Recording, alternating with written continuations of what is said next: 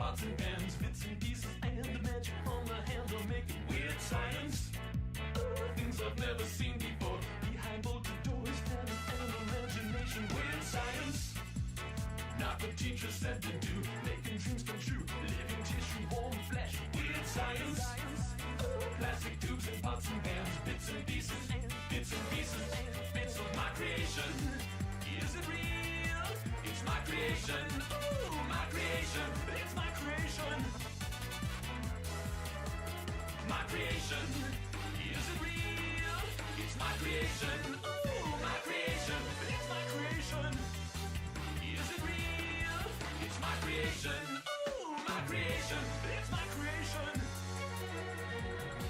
Ooh, weird from my heart and from my head. Why don't people understand my intention? From my head, why don't people understand? From my heart and from my head. Why don't people understand my intention? From my head, why don't people understand my intention? Weird science, magic and technology, voodoo dolls and chance, electricity will make it. Weird science, fantasy and microchips, shooting from the hip, something different will make it. Weird science, pictures from a magazine, diagrams and charts, mending broken hearts will make it. Weird science, something like a recipe, bits and pieces, bits and pieces, bits of my creation. Is it real? It's my creation. I do not know, no hesitation, no heart of gold. It's my creation. Is it real? It's my creation. I do not know, no hesitation, no heart of gold, no flesh and blood. I do not know, I do not know. Ooh, weird science. From my heart and from my head, why don't people understand my intention? From my head, why don't people understand? From my heart and from my head, why don't people understand my intention? From my head, why don't people understand my intention? Ooh, weird science, magic and technology, voodoo dolls and chants. Weird science, things we've never seen before behind open doors. My creation, is it real? It's my creation. I do not know, no hesitation, no heart of gold, it's flesh and blood. I do not know, it's my creation. From my heart and from my head, why don't people understand my intentions? From my heart and from my head, why don't people understand my intentions? From my heart and from my head, why don't people understand my intentions?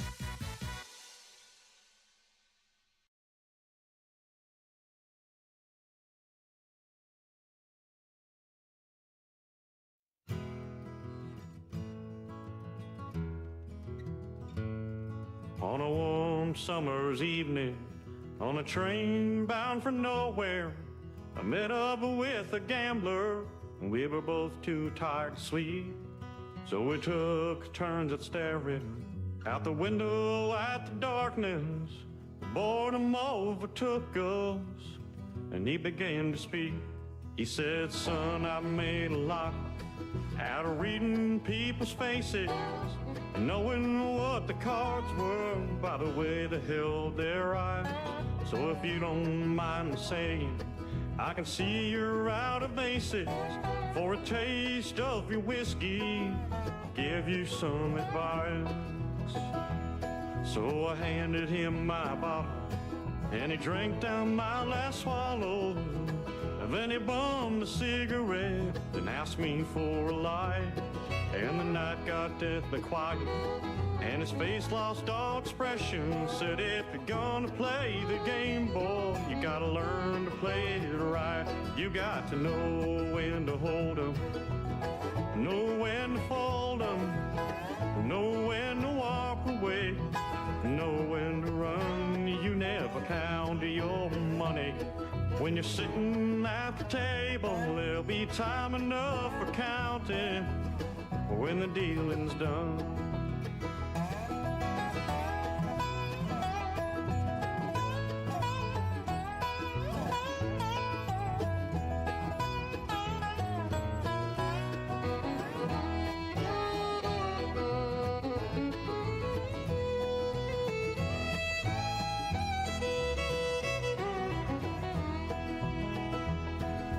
And every gambler knows that the secret to survival is knowing what to throw away and knowing what to keep.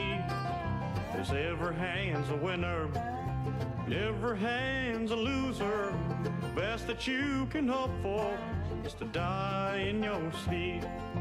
When he finished speaking, he turned back for the window, he crushed out the cigarette, faded off to sleep. Somewhere in the darkness, the gambler, he broke even, but in his final words I found an ace that I couldn't keep. You got to know when to hold 'em, know when to fold 'em, know when to walk away, know when to run. You never count your money when you're sitting at the table. There'll be time enough for counting when the dealing's done. You got to know when to hold 'em, know when to fold 'em, know when to walk away, know when to run. You never count your money when you're sitting at the table. There'll be time enough for counting when the dealing's done. You got to know when to hold 'em, know when to fold 'em, know when to walk away, know when to run. You never count your money when you're sitting at the table. There'll be time enough for counting when the dealing's done.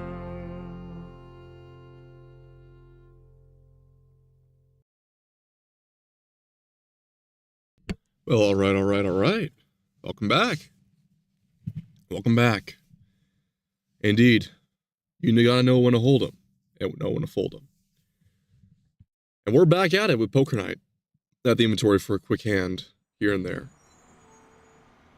because we might do a react stream later on tonight, but I want to play a few hands of cards and sharpen up my skills. I had a lot of fun last week playing this, so if anyone comes along, we'll say hi to them. We're generally having a nice little stream tonight.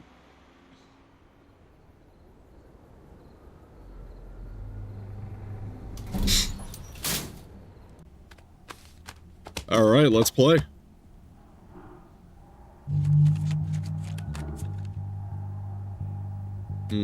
Starting off good with a nice pair. I'll call that. A raise. I'm folding. I call. I will call. I'm calling. Just gonna turn it down a little bit. So I got to reading a little. Oh, 3 behind. Perfect.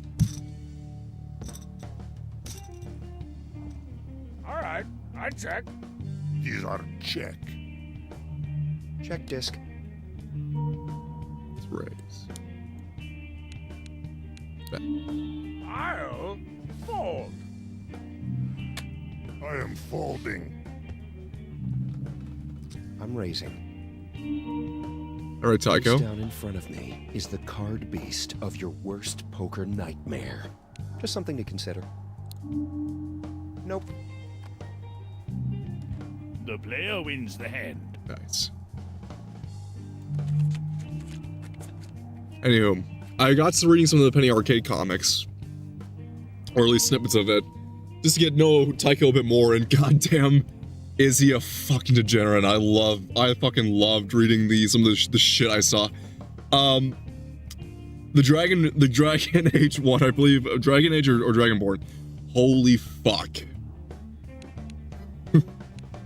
When I see a young, fresh dragonling in the moonlit night, I don't think of grabbing my frost axe. I want those claws around my dick, as he says he's trying to buck naked. Oh, fuck me. I'll check as well, gentlemen. Knowing what Tycho is, I am horrified to play against him. Check. Fair. Okay. It's a good strong hand. Checking this. I'll check. It's good check. Global economic crises are for sissies. I bet. That flop is scarier than most. You know what's even funnier is that I know. this game came out during the 08 crash, Ruined my so plans to give you pain. I loved. Yeah, it was very topical at the time, but I like how they even give Max some jabs at the situation. Rational decision. Raise. Sure, let's play. I fold. Let's play. You have to call because you know what nefarious things I'll find to do with the money if you fold. Let's move the card.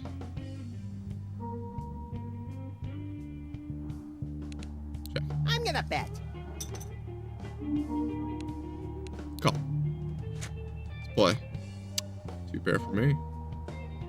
Yeah. Oh, I like I those bet. odds. I like those odds. Call. Max has Three of a kind. Fuck, he beat me. The player has 2 pair. Max wins the hand. Ah, this reminds me of a story about a rabbit and his ostentatious bank account. Yep. I'll deal. King, queen. Let's see. I'll call that.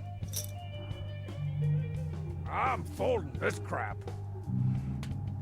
I fold. I'll call. You must have checked your coolness at the door. Huh? Huh? Yeah, strong bad, whatever. Let's play. That should do it. Okay, try it quick. Clear. Hang on. I think we should be okay. Sure.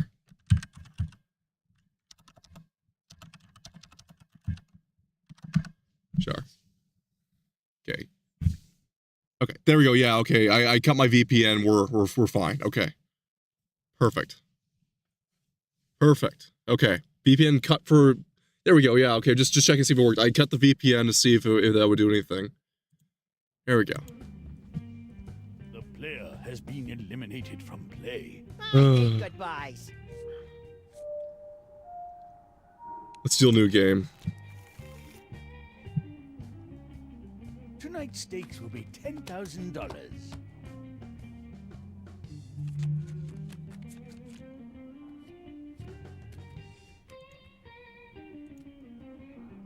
Yeah, fold. I don't think so. I fold. Calling. I would check those cards too. Am I in your head? I'll play Tycho. I've got 5 on it, and by 5, I mean a modest sum. I'll fold. Tycho wins the hand. Thanks, everybody.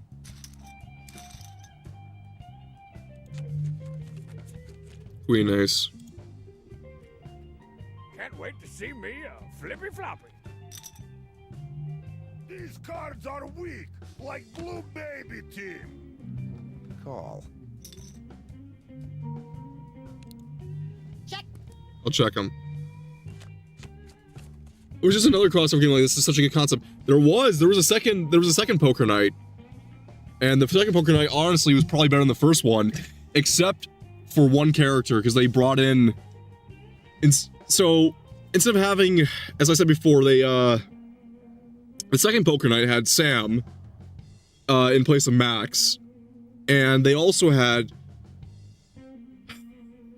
from Evil Dead Ash Williams, and they also had. Yeah. I wish there was a 3, yeah, because of fucking Claptrap. Exactly. They fucking had Claptrap. Which is what killed the game, in my opinion. Calling. I really like it, I just fucking hate Claptrap. I wish they had Big B. No way. I wish it was Big B from Wolf Among Us instead. Probably would have fit the scene a lot better.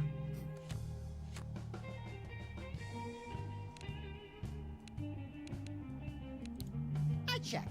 I'll play. I'll bet. I'll call that.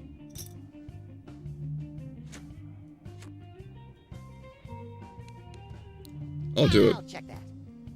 I'm betting. Oh, I raise. Nope. I'll fold. Oh, I'll call. Hey, yo, shut the fuck up, Steve. Yeah, I know. Max I know. has a flush. The player has a pair of threes. Max wins the hand. Yeah, shit. I'm gonna buy me a scepter, and I can't promise I won't wave it around in front of you, forever reminding you of this moment. Damn. Can't tell when sometimes when Max is about to go off. That's my problem. Ooh, like to get hand. These are fold. I call. Kill me. I'll call. Call. Free card.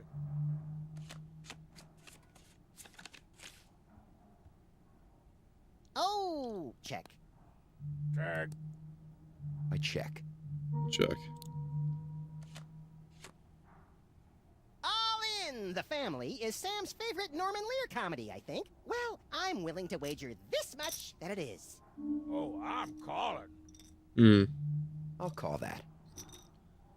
Yeah, I'll call. I'll call Tycho. 2 pair. I'm betting. Oh, I'll raise. Foldsville. I'll call. Tiny man thinks he can win. I'm raising. Sure. I fold. Call. If you love your cards so much, why don't you marry them and have 3 kids and not give the middle one enough attention? Seems very personal. Max has a pair of fours. The player has 2 pair. The player wins the hand. Jimmy. You have these big man cards?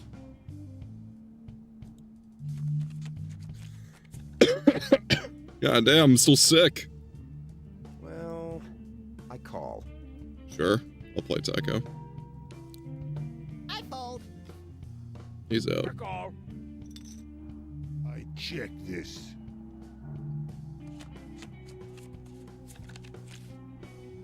Pair. I bet. I'll run. I'll run it. I am raising. You into? Oh, Ty Joe. I hear you fancy your fancy self a bit of an internet celebrity. There's a distinct difference between fancying yourself something and actually being something. Yeah. Oh, I'm sorry. I can't hear you because of all the traffic. I hear no cars. I'm talking about all that crazy web traffic, Ivan. This guy thinks he's some kind of strong bad with his GeoCities account. Yeah, we have a convention. Last year, like 60 million people came. That's a lot. Uh-huh. Just because your attendees weighed as much as 60 million people does not mean that's how many showed up to your rinky-dink dinky shrink. Well, we'll be sure you don't get a pass next year. Ha!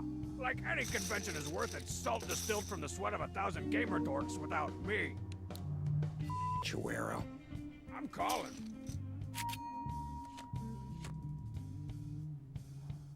I am dead.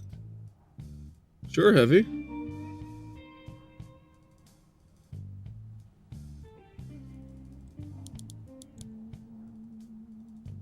Let's race. Okay, I call.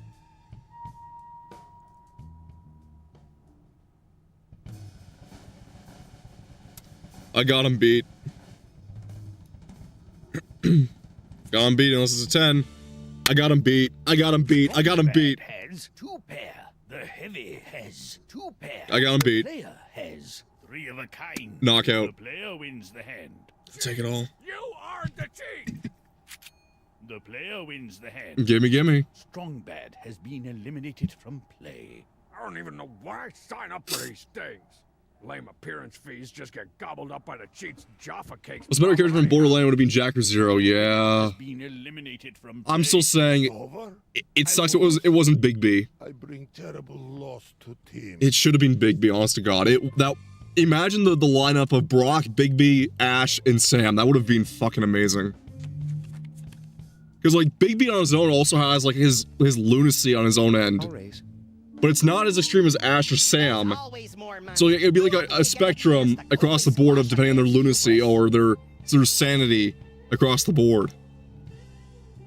And almost all of them are violent, so that would have made a lot more sense.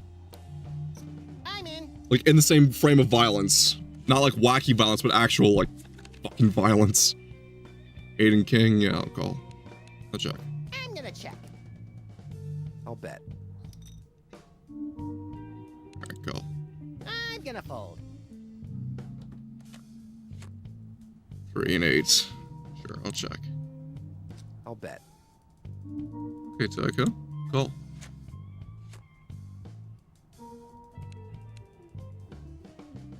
Check. I'm good. The player has a pair of 8s. Tycho has ace high. The player wins the hand. I'll take it. Those cards will do. The blinds are now 200, 400.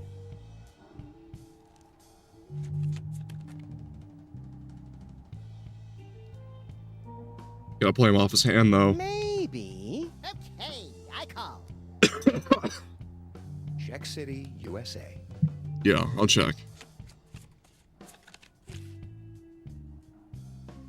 I check. I'll check. I'll fold. Pair. I'll check that. Should have played it. I bet. Okie dokie, Schmokey. I'm all in.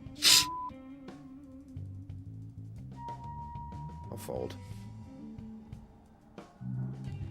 Max wins the hand. I didn't even have to bare my hideous and unnaturally serrated teeth. Okay. Play him. 6 and ace. Raise. I'm out. Call. I'll play. Pair. I'll check. I bet. Raise. Oh, I raise. I'll call. Sure. Check. Check.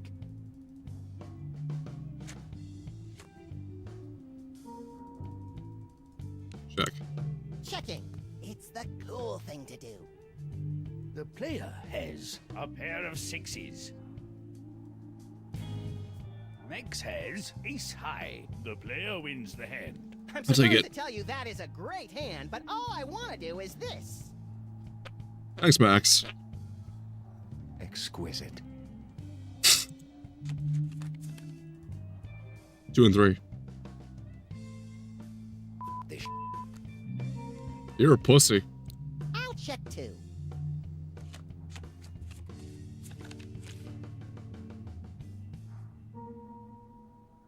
Check. I'll tell you someone you don't want to give a bad check to. Flint Paper. Fiscal disturbances make that man do horrible things. Strike first and go for the throat. What do you do? Also, saw the idea of poking around with gotcha characters floating around would be funny. I mean, kind of? I've often say, like, you know how I said before, for streamers, a VTuber poker night like this, kind of like how they used to do Uno nights for, like, All Live? A poker night would do well, mainly because of the chatter. Like, the thing is, you're not actually betting money or a large lump sum of money. It would be a concealed amount, but it'd be really just like $20, right? Like, something that goes past both state and provincial bylaws. But you hype it up to seem like it's a large amount of money. But you're still playing for something, so there's a bit of competitive nature to it. But like a poker tourney, you have mainly the chatter in the earlier rounds that really build up, and then you get the competitive side of it for highlights at the end. Sleep for an entire night. But usually that idea, people don't really grasp it in full, because I'm usually talking about a brick wall. I'm gonna bet. Cool. The gauntlet hath been thrown the down. Thanks, Deco. Fair. Okay, I'll check. I'm doing it. All in. I'll call. Max has 3 of a kind. You got me beat. Player has a pair of 10s. Oh, I see what you're doing. You've attended the Jonathan Gabriel School of playing total and then seeing what happens. I'm enrolled in their extension program. Max wins the hand. Fucking hell. This reminds me of a story about a rabbit and his ostentatious bank account. See, I want to wipe Tycho out. That's my prerogative. Maybe. B. I call. Okay, I check.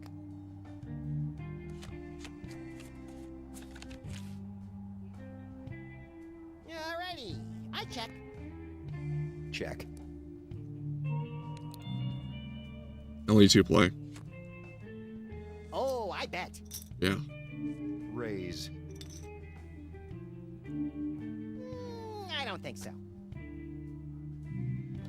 Tycho wins the hand. Just keep buying in and folding, all right? Buying in and folding. That's what we're looking for. Sure, Tycho, sure. 2 and Jack.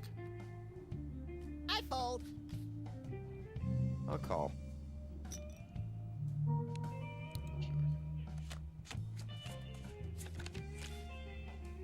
Five pair, I check. okay. Check. I'm betting. Call. Jack. Checking this. Check. Well, let's run it. Tycho has a full house. God The damn it. player has a pair of 5s. You're lucky Flint Paper's not here. He's a stickler for quality poker hands. Tycho wins the hand. I suppose it's only natural that I win every hand. The blinds are now 300, 600. Ah.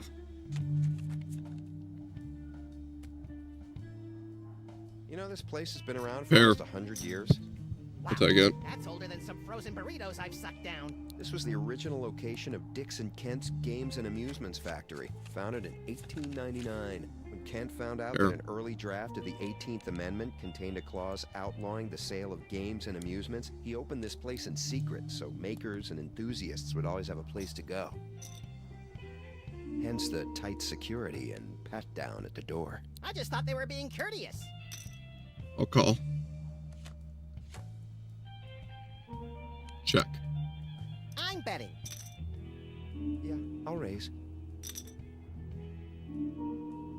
Ah. Call. Time to go all in. Okay. For you, Tycho. Effing A. I don't think so. Yeah, I'll call. How about Yeah, that? I'd ask you if you felt lucky, but I've been trying to cut cliches out of my life for a few months now. Alright, you feel lucky too? Ew, man. Lame. The player has 2 pair. Max has a pair of 8s. The player wins the I'll hand. take it. Good hand. Max has been eliminated from play. I'll be at the bar. I hope they don't ask for my ID. You're not of age? No, it's just embarrassing whenever I have to produce it. Oh. Oh, whatever that means. Oh, Psycho.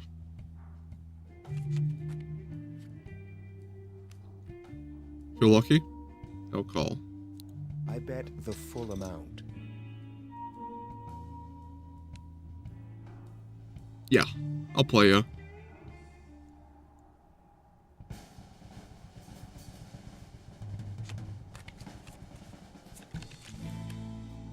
Oh, fuck.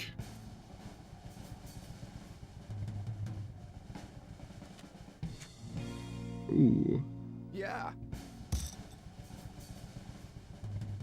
Feeling it? Feeling Mr. Krabs. Not. Tycho has a flush. What? The player has a pair of kings. Tycho wins the hand. I wasn't holding Pokemon cards over here. What the fuck?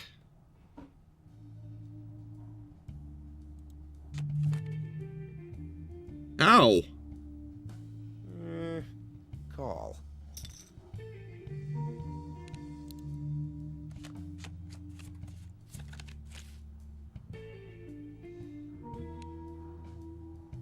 No need to get crazy, despite what Seal might say. Oh. Check. Wow, what a move. Let's do it.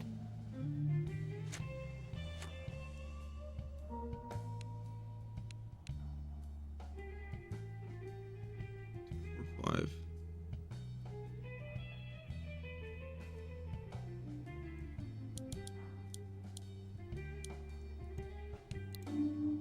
of how boring this game would be if I didn't know I was going to get till the end.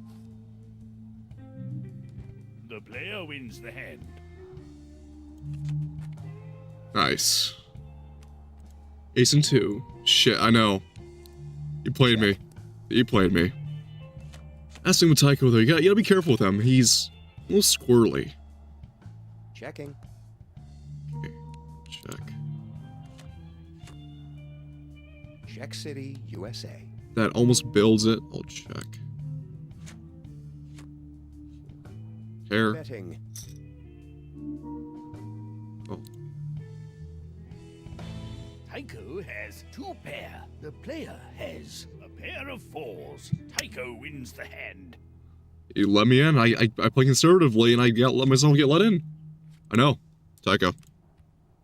I'm calling. Alright, I'll play it. Check. Trying to eliminate you, that's my problem. King, queen, ace. Check. Checking is lame. Unless you are check, which I would find amusing. I bet. Yeah. Pair. You wanna play, Tycho? I don't know. I'm good.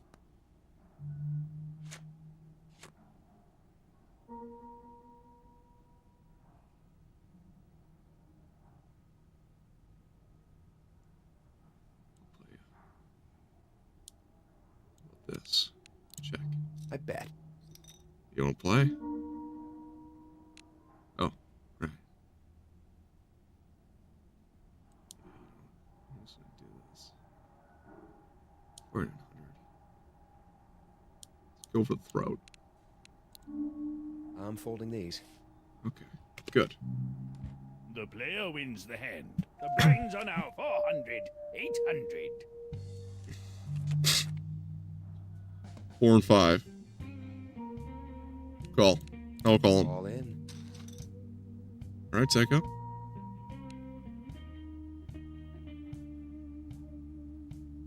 Call. Best to not be pushed around.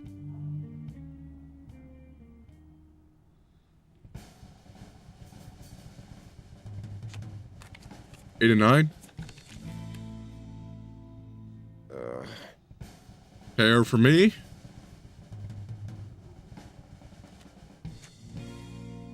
Two pairs. And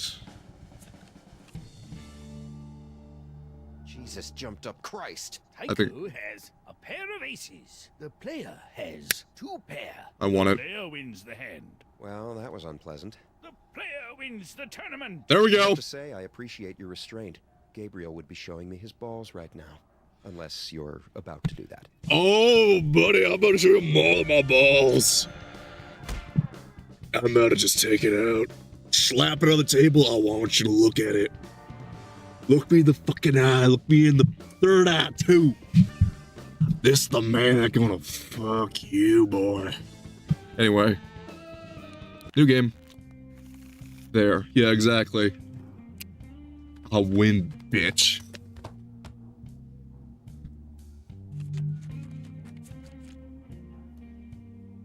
All right. Daddy's gonna play now. I'm gonna call. I'm calling.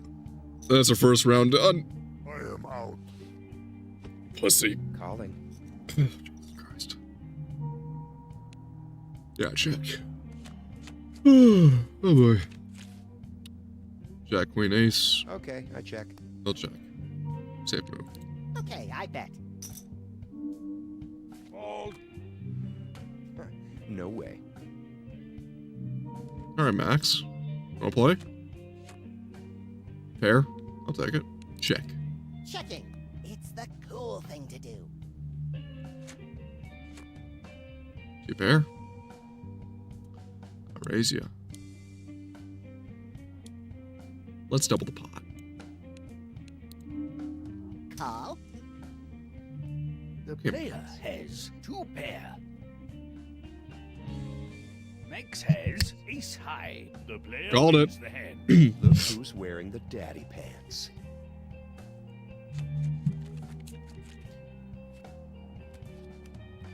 All right.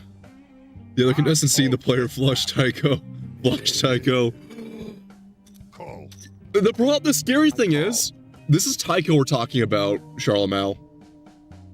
Tycho is a freak of nature. If you didn't see that photo of Penny Arcade, of a panel of Penny Arcade I posted in chat, he even threatened to rape a dragonling. So not a full-grown adult dragon, he threatened to rape a dragonling. Like, a kid dragon. In Dragon Age. And the quote was, "When I see a fresh dragonling in the moonlight, I don't think of grabbing my frost axe. I want those claws around my dick." That's Tycho. Dude is a fucking monster. And we're not even talking about the giraffes, how much he loves giraffes. I'll bet.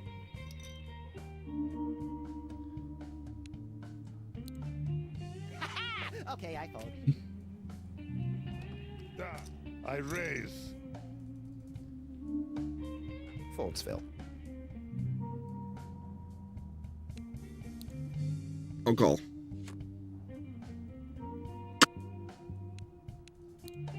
I bet. I'll call you. Pair for me? Check. Check. Wow, what a move. I bet.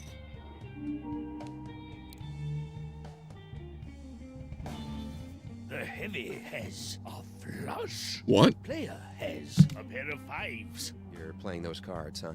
You should come to our high-stakes feathers on the forehead night sometime. The heavy wins the hand. Ah. I will never let my chips be captured.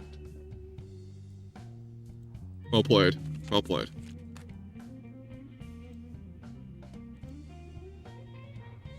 I will play.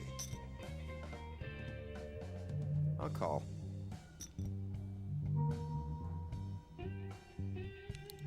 I'll call that. Why not? Let's do it. Pair. Ace. Okay, I check. Man. Raise. Nope. Call. Fold. I'll call. I'll check. Oh, I bet. Call. I don't think so. Two pair. I am betting. I'll match your freak. How about that? Let's raise. Raise. You wanna match my... Show your honor. Can you beat me? Are you ready to read cards and then cry like baby? You ready to go all the way? Has two pair. The heavy has a pair of aces. Take The it. player wins the hand. Are those good ones? Any of you guys ever listen to Limousine? Or are they still too cool and underground? Ugh. Sam and I spent a lot of time listening to our police scanner, or the Johnny Cash stuck into the DeSoto tape deck. Whatever. In like 5 years, when everybody listens to them, they've crowned me official tour sloppy seconds haver. You guys are gonna be begging me for a backstage pass. Uh-huh. Begging. Right. I don't think so. What the fuck? Is Limousine still around? I check. What the fuck is Limousine, by the way? I've never listened to them. Just got a bad feeling about it. Sir, it's strong bad. I hate the flop. That's not two clubs there.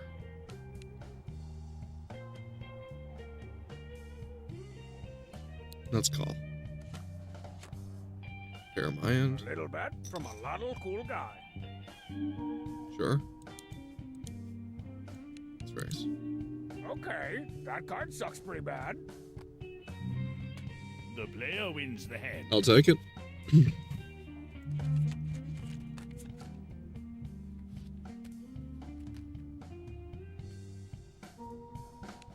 Let's call.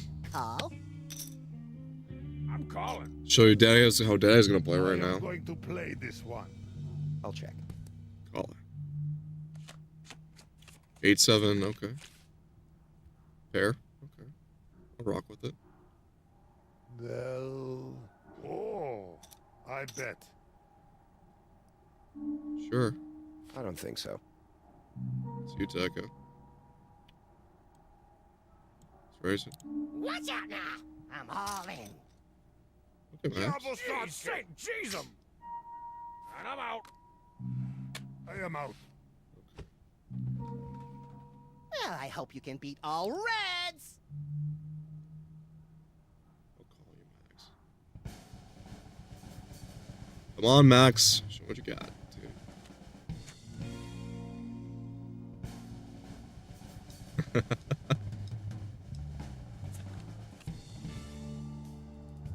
What? The player has a pair of 8s. Max has a pair of 6s. You are like dumb. Dumb like If you don't win this one, I'm making Serena into a bimbo. Oh, well, you're eating those words, home fries. The player wins the hand. How can little baby play giant man cards? Max has been eliminated from play. Woo! Thank God that's over. I've had to go to the God, I should bathroom actually for try playing ages. poker in real life. Then again, I don't. Wins are now Then again, 200, may not be the best idea. 200. All right, let's play. Eating fries? No, she's not. Well, New York fries. How about that? Have her eating some New York fries. Call. Because, quite frankly, I could go for the New York fries hot dog and fry meal right now. Check, check, check. On my sandwich. Cha, cha, cha. 10-9. Sure, let's right. Check disc. Yeah, an ace on this one. It'd be a royal flush. I'll just check. I'm betting. Sure.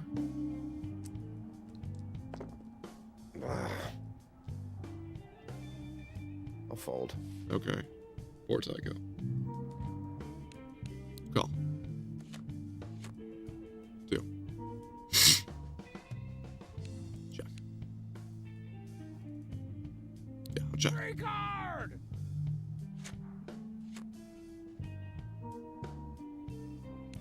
Junk. Let's check. Okay, I check. The player has king high.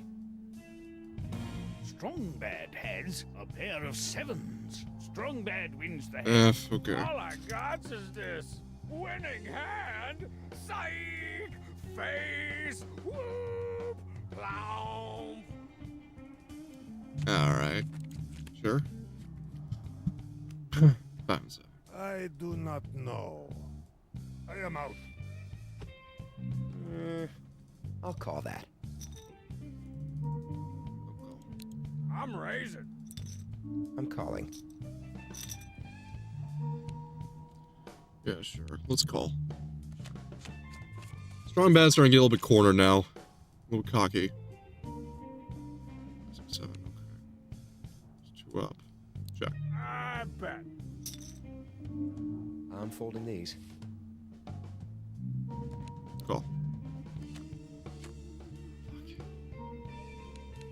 All in! Call it. Fold. Call it. Fold. I'm inside your head. Call.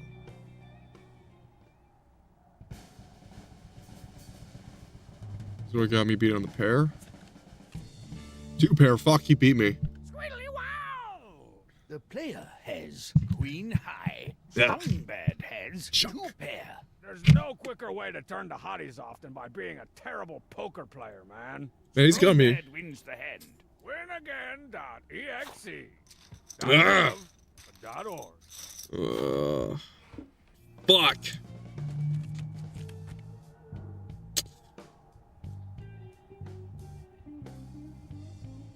I fold. Psycho's playing conservatively. I'll hold on this one.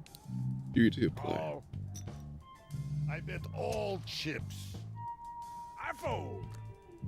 What? The heavy wins the hand. Best strategy when fighting heavy weapons guy is not to fight heavy weapons guy. Sure. God damn it. Call. Right about now, somebody at the table should exhibit a painfully obvious tell. Oh, I'm calling. I am in, and ready to crush baby men. Check.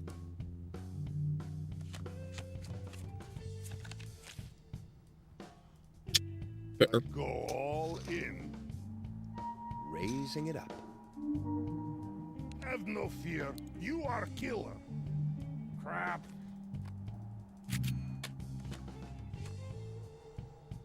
I'm betting. Call. Check. Okay, I check.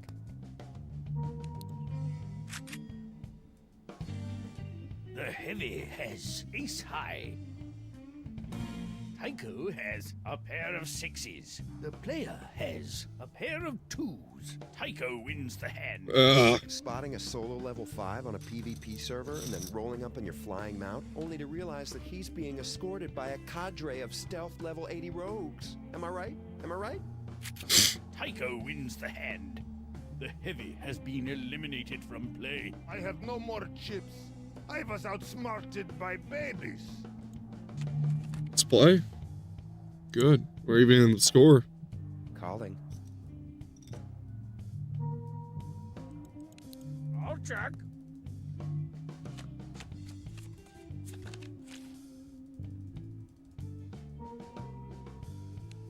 I'll play it. I'll call that.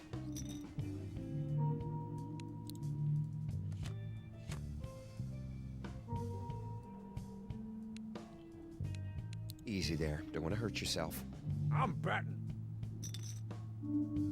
I'm out. That's pretty much what a loser would do. Oh. Strong bad wins the hand.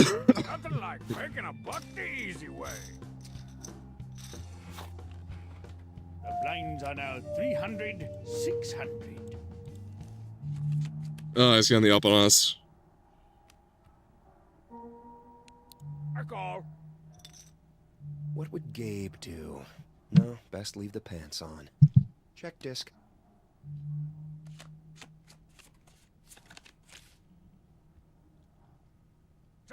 Check it out. Check City, USA. I don't know. I bet. Raising it up. Raise. Raise. That's no moon, mother. Tycho wins the hand. Yep.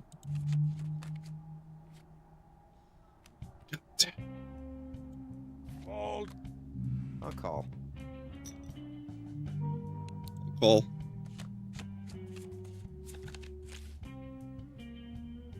I check. Nothing. I bet.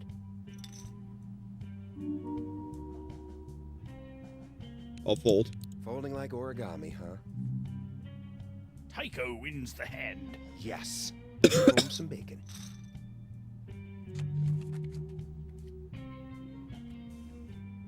Call. Call. I check.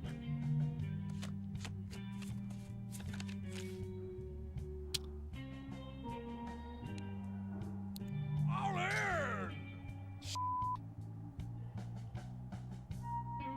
I'll call.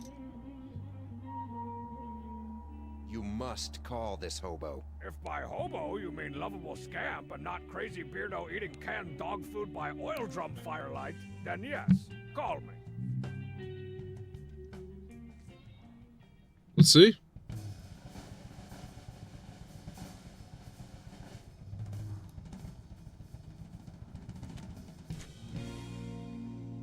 Filth.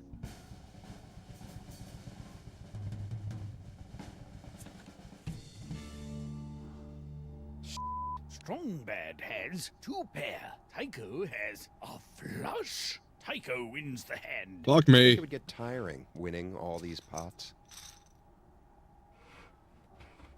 Pretty tiring hearing about it. Hey dork, hey dork, hey dork. I assume you're talking to me. You know it.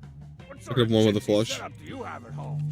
Well, I built my desktop. It's pretty nice. I've got, let's see. Yeah, I hate you, whatever. I've got like a 500cc super core compay with like a tetrabat of graphics and all the bells and whistles. Actually, the entire computer is made out of bells and whistles. So it's completely custom. Yeah. And those bells and whistles are made out of flutes and oboes. It's okay to be jealous of my style. I'll keep that in mind. Three of a kind. Full house. I'll bet. Okay, I'll raise you up. I'm calling. Okay, I raise. It's important for you to know up front that I've got your ass kicked preemptively. Ooh, I mean, cool, whatever. I'm calling.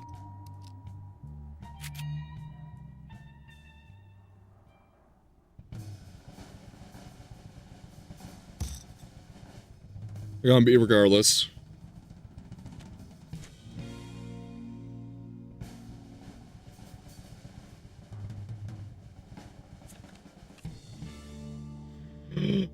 Ah, Strong Bad has 2 pair. Tycho has a full house. The player has a full house. Tycho wins the hand.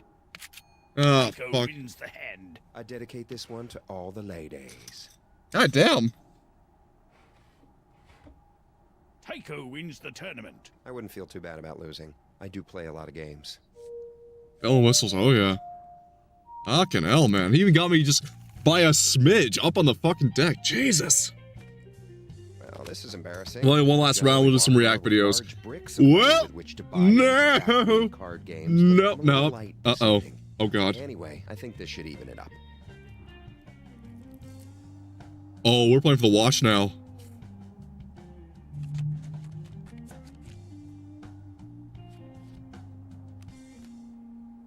Okay, I call. Oh, I'm calling. Fold. I call. I don't know, this is gonna be hard. Guess we're playing for the timepiece.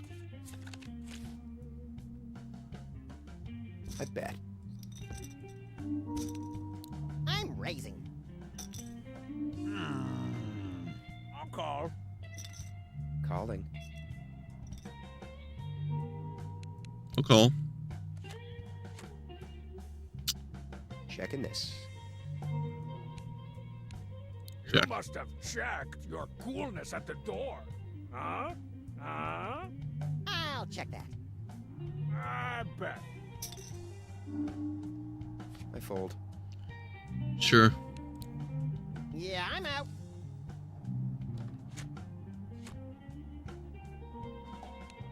I'm good. The player has a pair of 8s. Strong Bad has ace high. The player wins the hand. Hand it over. That'll do, cards. That'll do. 10 and queen. I'll fold. Sure you will. These cards keep making me angry. Like spinning minigun of killing. Vile. Garbage, man. I'll I'll check too. play for max. 10 pair, okay, 4 spades, got it. I bet. Let's check. Sure, I'll call. 2 pair. Raise you up. Nope. The player wins the hand. The win. I am going to play this one. This is like when you draw like 9 mana in a row. Anybody? I'll call. Okay, I check.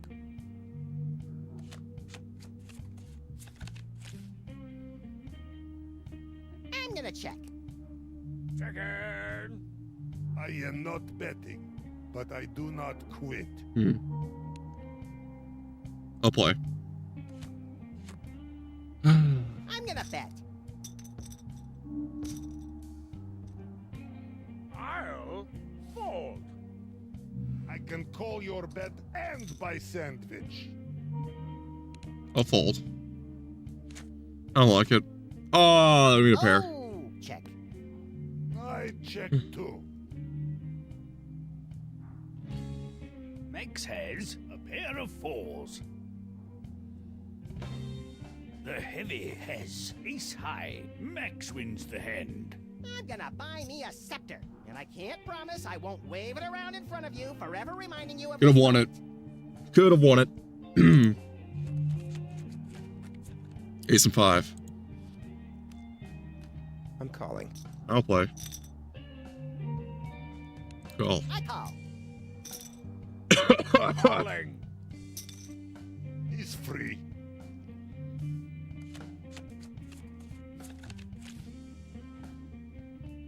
All right, I check. These are check. These chips are made for betting, and that's just what they'll do. I'm gonna call. I'm calling. I call this baby bet. Pair. Check. Check. Check. Betting. Call. Call. Call. We raise. I don't think so. I'll call. I'll re-raise. Nope. I fold. Call. Best to not be pushed around.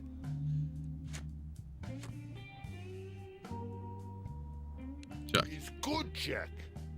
I bet.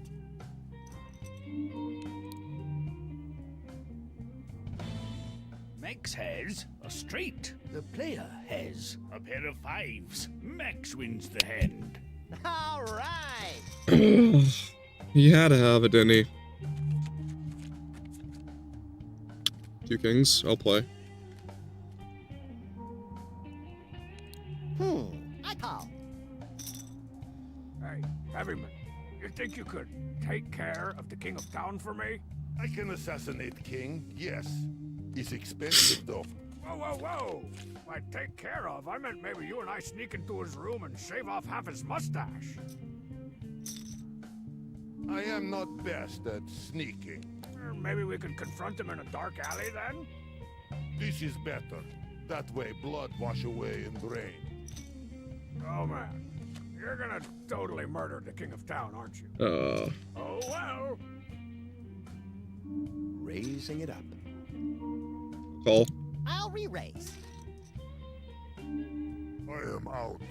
Take me out back and fuck me. I'm folding these. Call. Oh, you still want to play?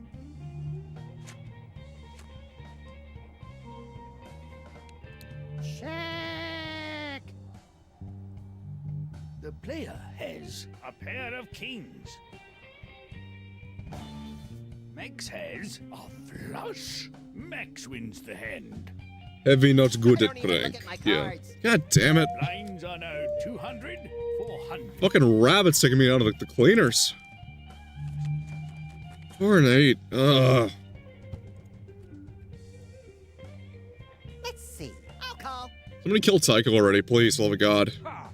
No way. No. I call.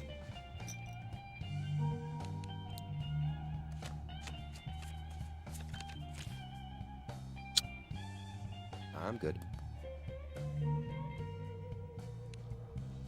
I'll check too. I'll check. I'll be safe with it.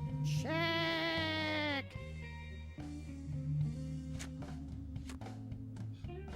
Checking. Check. I'm betting. I'll call that.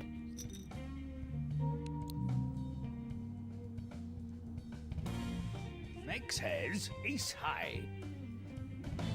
Tycho has a pair of kings. Tycho wins the hand. Good. It's like spotting a solo level 5 on a PvP server and then rolling up on your flying mount, only to realize that he's being escorted by a cadre of stealth level 80 rogues. Am I right? Am I right? What? Sure. Okay, I guess. This sucks. In. I'll play. I'm calling. Checking. It's the cool thing to do.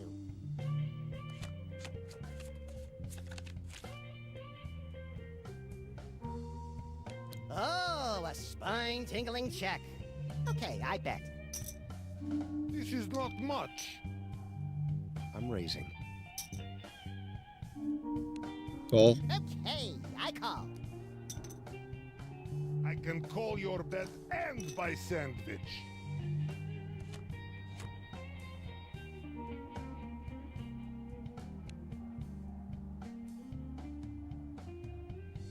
That's pretty much what a loser would do. Yeah.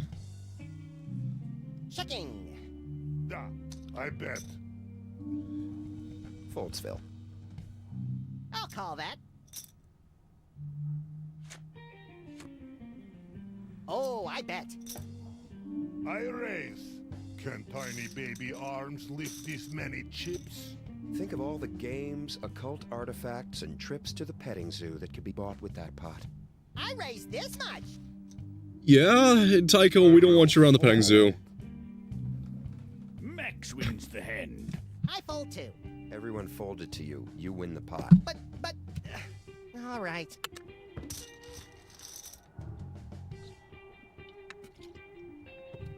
Damn, timepiece is in the way.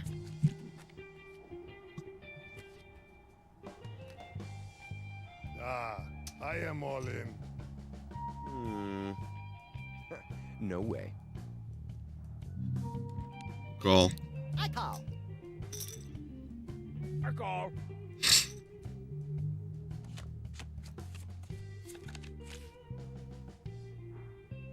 I check. I'll check. I'll fold. I'm betting it 6, all. 7. Wow. Porsche. Luckily, my cheat is covering me for any big bets that don't go my way. Fold. Throw Tycho to the zoo, come back a father. Yeah, if you know Tycho, yeah, he's actually fucked multiple ostriches and giraffes. I'm not even kidding, like, not even like a bit. He All right. has done it. Six has three of a kind. The heavy has a pair of sixes. Max wins the hand. Max wins the hand. The gravy train rolls on. The heavy has been eliminated from play. I am defeated. This reminds me of a famous song from Motherland. You must know when to hold on to your cards, and you must know when to burn them in fire. Because if you lose, you bring insufferable shame to Republic and are sent to a work camp in forest. I'm so sorry, man. Kanzisko Vroger was the one who made that song. Now back to the play. Jack and 9. Shall we? I'll call that. Call. I don't know. I'll check.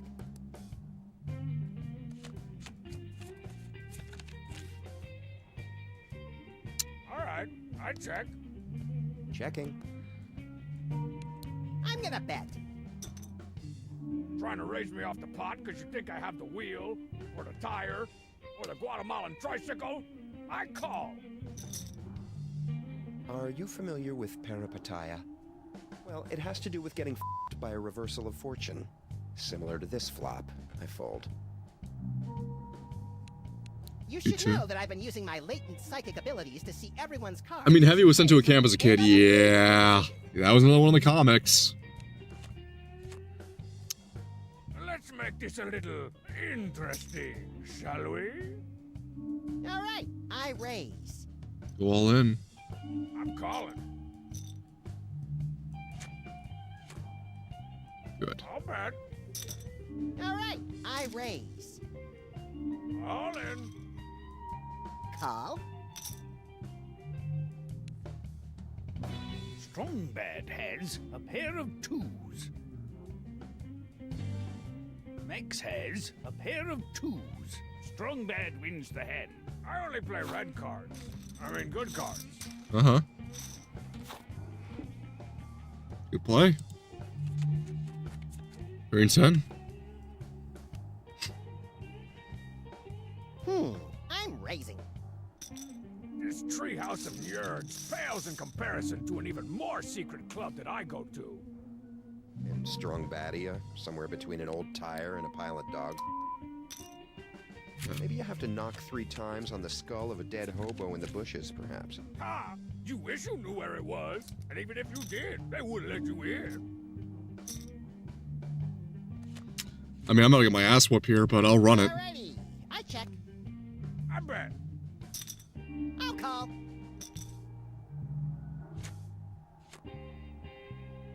Check. Okay, I check. The player has a pair of 3s. Max has a flush. It's over. Strong God bad damn. has ace high. Max wins the hand. I'm gonna buy me a scepter. God I damn can't it. promise I won't wave it around in front of you forever. You reminding of cheating this moment. cocksucker. Max wins the hand. The player has been eliminated from play. Take it easy, man. It's only a game. Yeah. Yeah, well, I guess I got my ass whooped. Shall we do some React streams for now, the time being? Because we had a fun one. So I'm going to hop on off and go right over to the React stream. Hang on. Close out. There you go. Okay. So, I'm back on the YouTube side of things. Over to YouTube and see what we got. Let's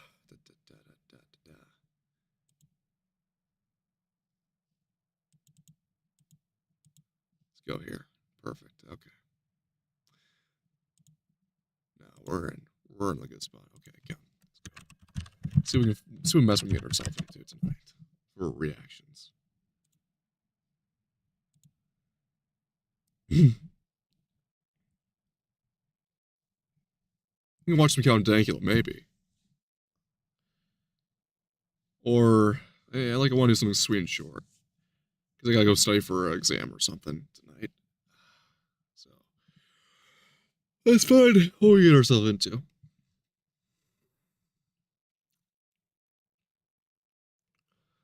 The story of the Star Wars kid. How about we do that? We have YouTube nostalgia for this. In 20... So, if we shall prepare ourselves for some hell on Earth. Charles Mao, this is a video on a patron of your people, the Star Wars kid. You filthy fucking frog. And thus, since you are the one commenting the most in chat, you are doing the dubious honor to inform us about Quebec's famous viral star. More popular than XQC, mind you. More notable than him and Nux Taku. Quebec's rising star of the internet. The Star Wars kid. 2024, we see a lot of people doing very stupid things for internet fame. So in 2024, this video was released, and it's only gotten worse. And I still think the funniest thing is about the internet, and this has been going on for over a decade now. And that mainly happened from the ratchet realm of the internet. If you know the Filthy Frank video about people of the internet, you know about the ratchet realm. And for some reason, the socioeconomically challenged, for some reason, love to post their crimes online and paraphernalia online and post where they are up the op block online, thus getting arrested or thus getting robbed or shot. Charlotte, you're saying who this person is? How dare you? You don't know who the Star Wars kid is? Well, you'll see. Can't relate. That wasn't really a dumb thing. That's a skit. But doing, obviously, fake pranks, backstab... You just live in an Orwellian government. Unfortunately, the rest of the world's got to go in that way too, because freedom of speech and freedom of expression is the truest danger to any form of government society. You mock them, and they will try to rip you apart. Having long-time friends for a few clicks and doing atrocious acts for the slight chance of being famous is an everyday occurrence these days. True. But this story didn't happen this year, or even this decade for that matter. No, this story happened a long, long time ago in a decade far, far away. God, I miss the 2000s. Long before internet clout or even memes were even really a thing. Memes were around at that time, not even in the classic meme format that people would know of. They were called image macros back when. The coin meme was from Richard Dawkins, come Bowie, into a mimetic gene of constant repetitive. So basically, it's a repetitive gene that will spread itself through rapid growth and through contact. Remember how the gene is? Now Bowie, of course, quotes that, but Bowie shortened it down to meme. And because of that, we got the coin phrase meme, which held on internet zeitgeist for a long time. And the funny thing is, a lot of the internet terminology we use originates from comedy and originates from offshoot interviews that some nerds just thought was cool. As we all know with spam comes from, well, it is the food spam. The reason why we call it spam is because of spam from Monty Python. Because you say spam enough times, it just spam, repeats, becomes a annoyance. And to call this basically sending in swaths of repetitive messages as an annoyance and nuisance got itself the joke of the Vikings that would just start singing about spam if you said spam enough times. A story about high school, lightsabers, and the patient zero of viral internet videos. And I was a Star Wars geek as a kid. And I do mean a Star Wars geek. My era of Star Wars was when Lucasfilm still owned Star Wars. So before Disney's acquisition.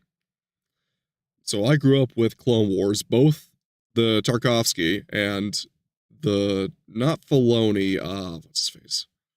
But the Clone Wars TV series and the Old Republic. I was more interested in the expanded universe of the prequels than I was of the original trilogy, because the prequels, I especially the Clone Army is one of my favorite things, but even the Old Republic had a lot of going for it. I much prefer the more combat, ground focus heavy combat as opposed to the space wizardry of the Jedi and Sith. I prefer on ground combat and merchant runners and proxy war that Star Wars would build itself to. That's why I also got later into the post original trilogy. Post original trilogy, the expanded universe of that with the comic books, fuck, they're incredible. They're amazing. Look into those. They tried to completely decanonize everything from Disney Star Wars, and that completely, as we know, Star Wars sunk now. But in hindsight, go look at the comics for the original expanded universe post original trilogy. Ghislaine Raza, better known as the Star Wars Kid. Here we go. Charles Mal, if you're still here, this is who he is.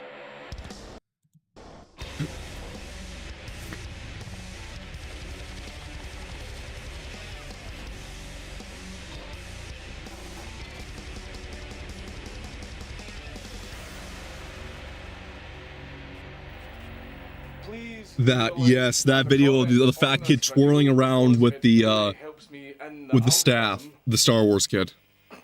Our tale begins on January the 2nd, 1988, where a star was born in the quaint little town of Trois-Rivières in Quebec. Well, Char, what are your thoughts on Trois-Rivières? What are your thoughts on that town, Charlemagne? Speak and forever hold your peace.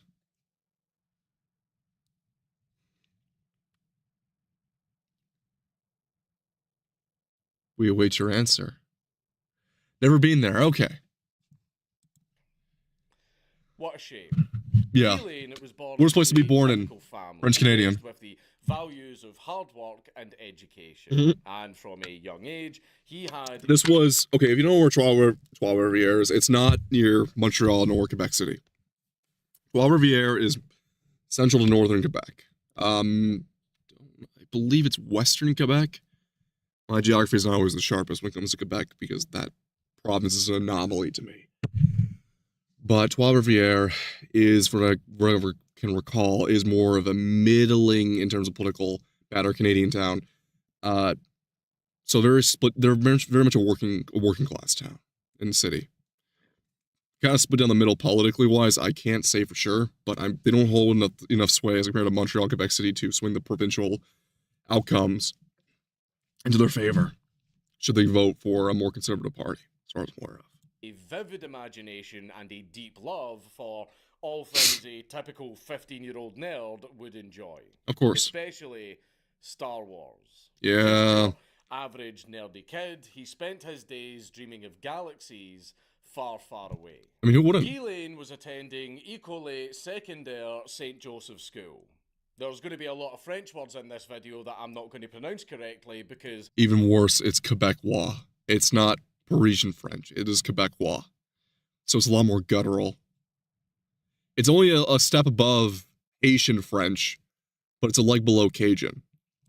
I don't care enough. But anyway, he was a bright student, though he wasn't exactly the most popular kid in school. Yeah. Spent his free time reading, watching sci-fi movies, and practicing his Jedi moves in the mirror. I was equally as introverted as this kid. I could feel this pain, except I wasn't fat. That's my only thing here. I was very introverted. This kid, unfortunately, was a portly young gentleman. His friends were few but loyal, and he was generally well liked by those who took the time to get to know him. Yeah. And they all supported and helped each other get over the fact that they were all French Canadian. I fucking hate Quebec. Cut this guy a fucking puppers. Fast forward to... I wish Larry Kennedy didn't go down the shitter in the later seasons because they started getting weirdly political depending on the election cycle. I think it was during Trump's first term. Larry Kennedy took a massive downswing because they wanted to be political and hop on the trend of, hey guys, we're Canadians, we're actually better than the Americans, we can beat up our far right so-called Nazis, aka Fetty Boys because of the Tiki March. The Fetty Boys during the Tiki March, which once again glow up and that fucking thing. What I'm getting at here is that before then, Larry Kennedy was really good. People, I mean, I don't know how many fucking Americans I know talk about Letterkenny, and it's about a small town in northern Ontario. Like, Letterkenny is this generation's Kids in the Hall. Because in America, Kids in the Hall was broadcasted across the nation from the same station that SNL, because SNL's who was the owner of SNL? The original founder of it. It was all of his friends and some of the original, like, second generation staff of SNL that made Kids in the Hall, the comedy group, and that became a more popular in the States than it did in Canada. Though everything was based and jokes were based on Canada, for a lot of parts. Letterkenny kind of became that, where it became especially popular down south.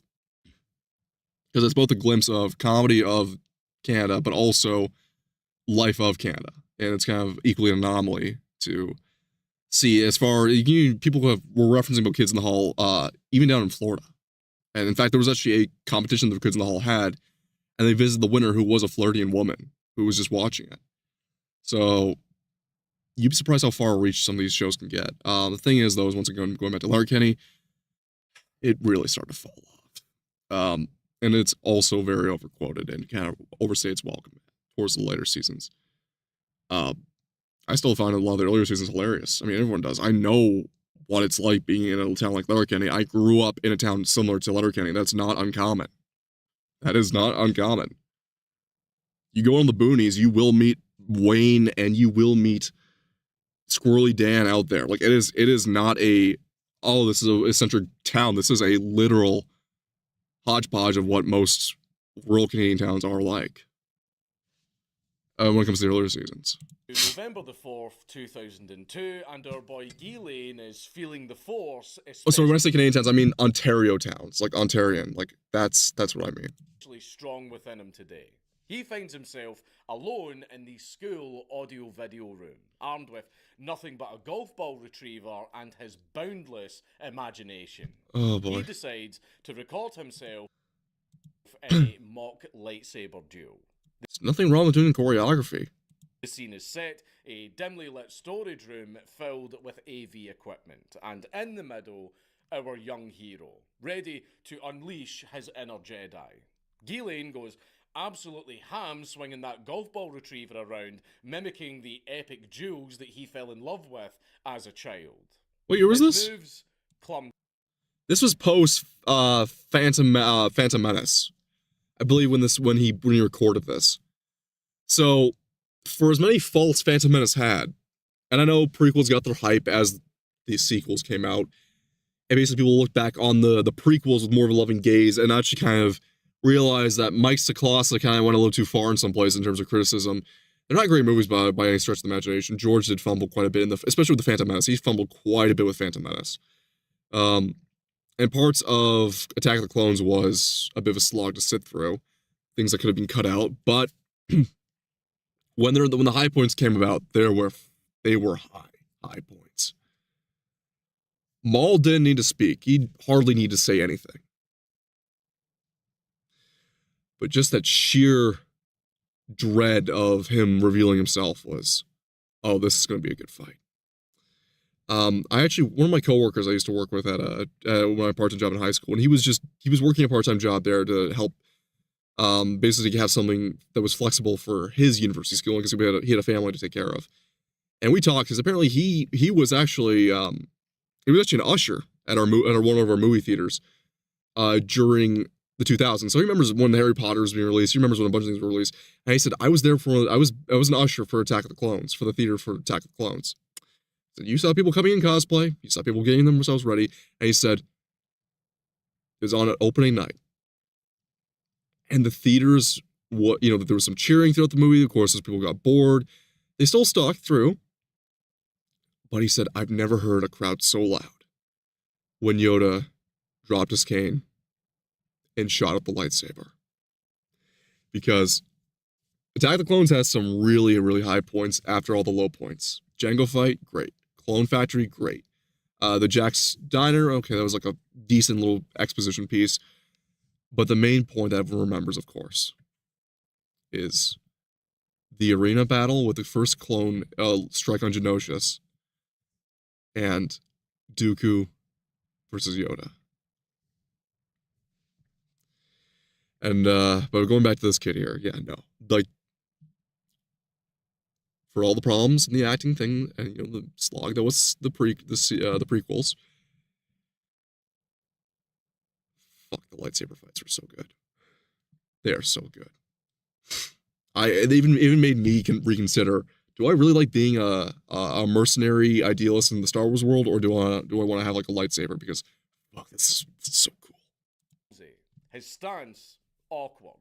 His technique amateur, but his enthusiasm impeccable. Absolutely. He spins, thrusts, and parries like he's.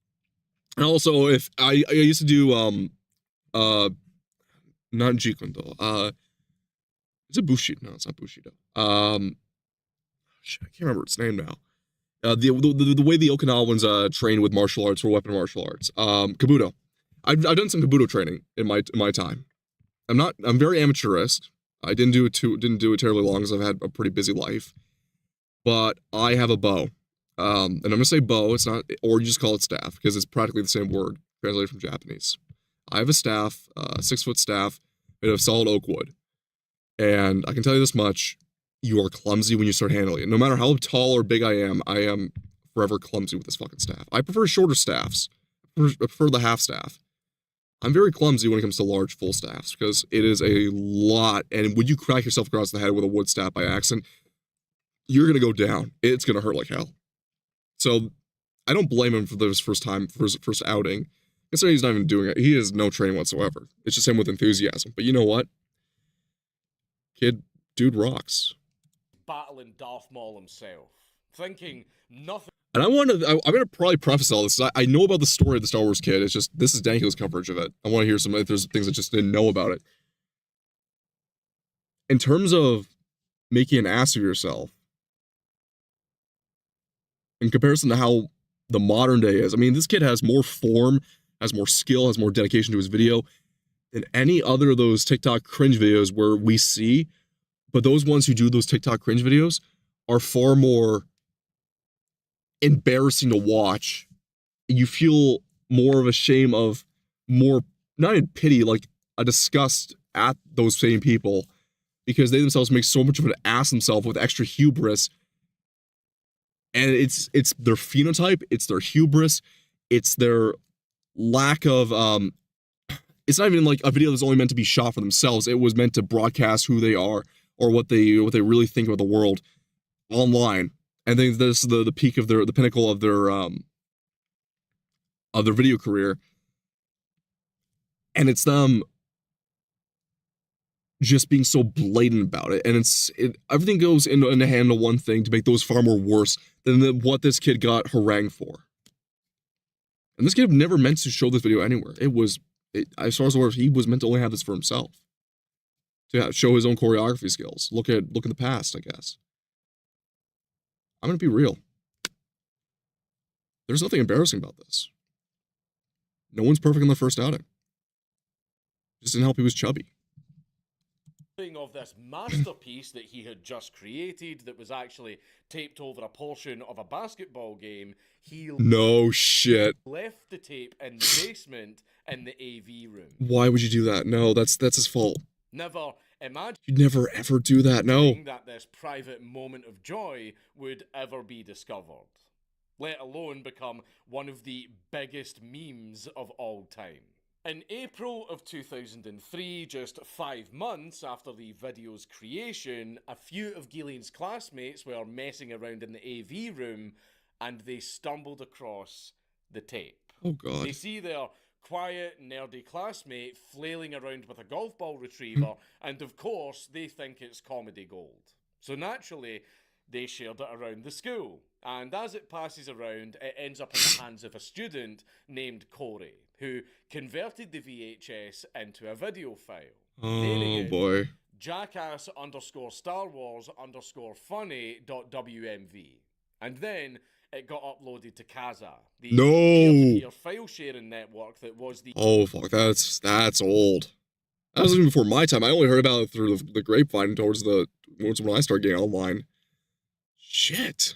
The file transfer Wild West of the early 2000s. Yep. The video would get thousands of downloads until a blogger by the name of Andy Bio, who you may have heard of because he eventually became the CTO of Kickstarter, stumbled upon the video and uploaded it to his website. And he was credited with naming the video Star Wars Kid. The video then spread like wildfire and the internet literally lost its mind. The video is viewed millions of times, and within only 2 weeks, Ghislaine was on the cover of the New York Times. Excuse me? Making Ghislaine one of the first ever true viral sensations. True. And the unfortunate thing is, this wasn't the early age of YouTube where if you made New York Times cover or like a news publication cover, is because you were a viral million subscriber channel on YouTube. That's when a million subscribers was like a lot. I do mean like a fucking lot. It's still a lot today, but when a million subscribers was like a threshold in 2009, 2010 YouTube, 2008 YouTube as well. Going back as far as 2008, that was publication worthy. This kid, unfortunately, though, as I'm saying, is they would put those people on there as a show of, oh, is this funny, weird internet? It's weird how the internet's kind of like this, but he's also confident now he's kind of making some money off it. He's kind of making a little bit of a film career out of it. So I thought these kids would go to Hollywood or something afterwards, which unfortunately some of them did, and for kids like Bieber, that did not end up too well. But when it came to him, this was still, and I do miss the era as much as I do. There was some qualms I have, and this was the shock jock era of the 2000s, and where major publications were hopping on the shock jock trend. And this kid made it onto the New York Times cover. While being a funny haha guffaw joke, razzing him that way would have been too much for any teenager to handle. Now, I'm not saying I'm going to go completely sympathetic and, bleeding heart son here, but very few people can take this level of humility and turn it into something they can work with. I've been in very humiliating situations, and I know how to turn it after experiencing how many times over. I know how to turn it into a laughing matter that I can benefit off of. But when this kid's as introverted as he is, and apparently he's lived a quiet, he gratefully, for the time being, had a very quiet life, but that also leads to the unfortunate thing is he's never gotten able to experience what it was like with full humility being put on his back.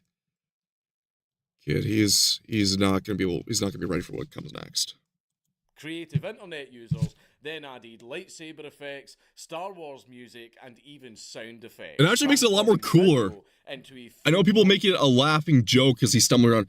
The fucking deflections actually make this shit cooler. Parody that people just found. Like, the second most viral Star Wars, like, homemade video I can think of, that was made for, like, this type of comedy with lightsabers, was the "If she breathes, she's a thought," and that was completely made an irony prior to the Force Awakens being released. This shit would have gone, like, viral in a good way, in a beneficial way, in the 2010s. Oh, this kid was it the right place, wrong time? Even funnier. Ghislaine, now the Star Wars kid, becomes a household name, and this is all years before YouTube even existed. Yep. I think the first time that I saw the Star Wars kid video was on Kill Sometime. Jesus Christ, remember God Kill Sometime? damn. But while the internet was having a good laugh, Ghislaine's life was turning into a nightmare. His classmates, not content with just sharing the video online, started actually bullying him relentlessly at school. No. They taunt him, they call him names, and they mimic his lightsaber moves and make lightsaber noises at him as they walk past him in the hall. Kid, it's at that moment you have to own up to it and play into the bit. Unfortunately, that's very hard because it's only hindsight's 2020. Just to humiliate him. The video that brought so much joy to strangers all around the world True. had become a source of immense pain for Ghislaine. As he himself stated, "What I saw was mean. It was violent. People were telling me to commit suicide." Oh, the bullying shit. gets so bad that Ghislaine has to leave school. He started homeschooling to escape the relentless harassment.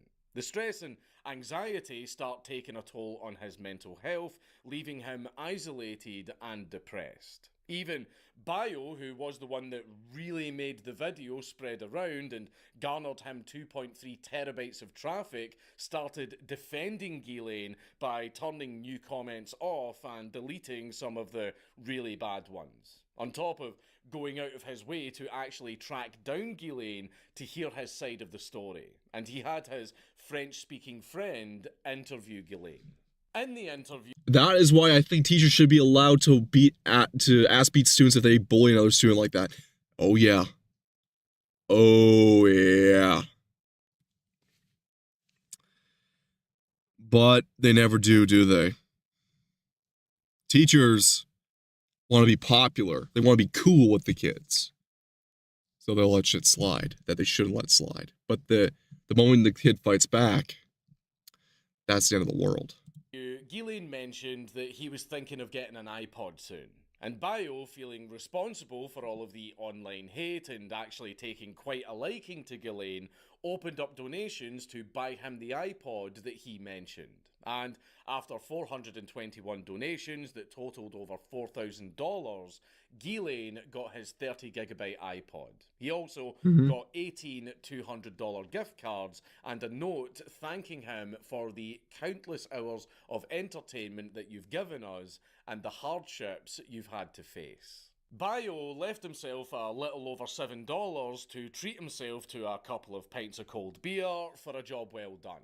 Even though Ghislaine never responded or took a photo with the iPod as was requested of him. Ghislaine said years later in a 2013 interview, "I know that the people who sent me the gifts had good intentions, but they were only drops in the ocean of the contempt that I faced." Dude, I know. Because, like, unfortunately, they were completely disconnected of what he's actually going through. They wouldn't have known. Oh, God. It was good intention on their end. I thought, okay, this was why. They probably thought the kid uploaded it himself. No. Oh, God. Now, I hear all of you Zoomers all screeching about how you would ride that video fame train straight to internet stardom. Different era. You would make an idiot out of yourself for the world to see for free. But keep in mind that the year was 2002. Yeah. Smartphones weren't even a thing, and the third Lord of the Rings movie only just came out that year. E-celebdom also wasn't a thing. Basically, when it comes to the internet back then, things were culturally very, very different. Absolutely. Society had a very different approach and view to internet popularity. Also, Ghislaine never even wanted this video to be public in the first place. Exactly. Soon after Bio's interview, the New York Times ran a piece on the video, featuring a brief email from Ghislaine describing how it was just not a fun experience for him.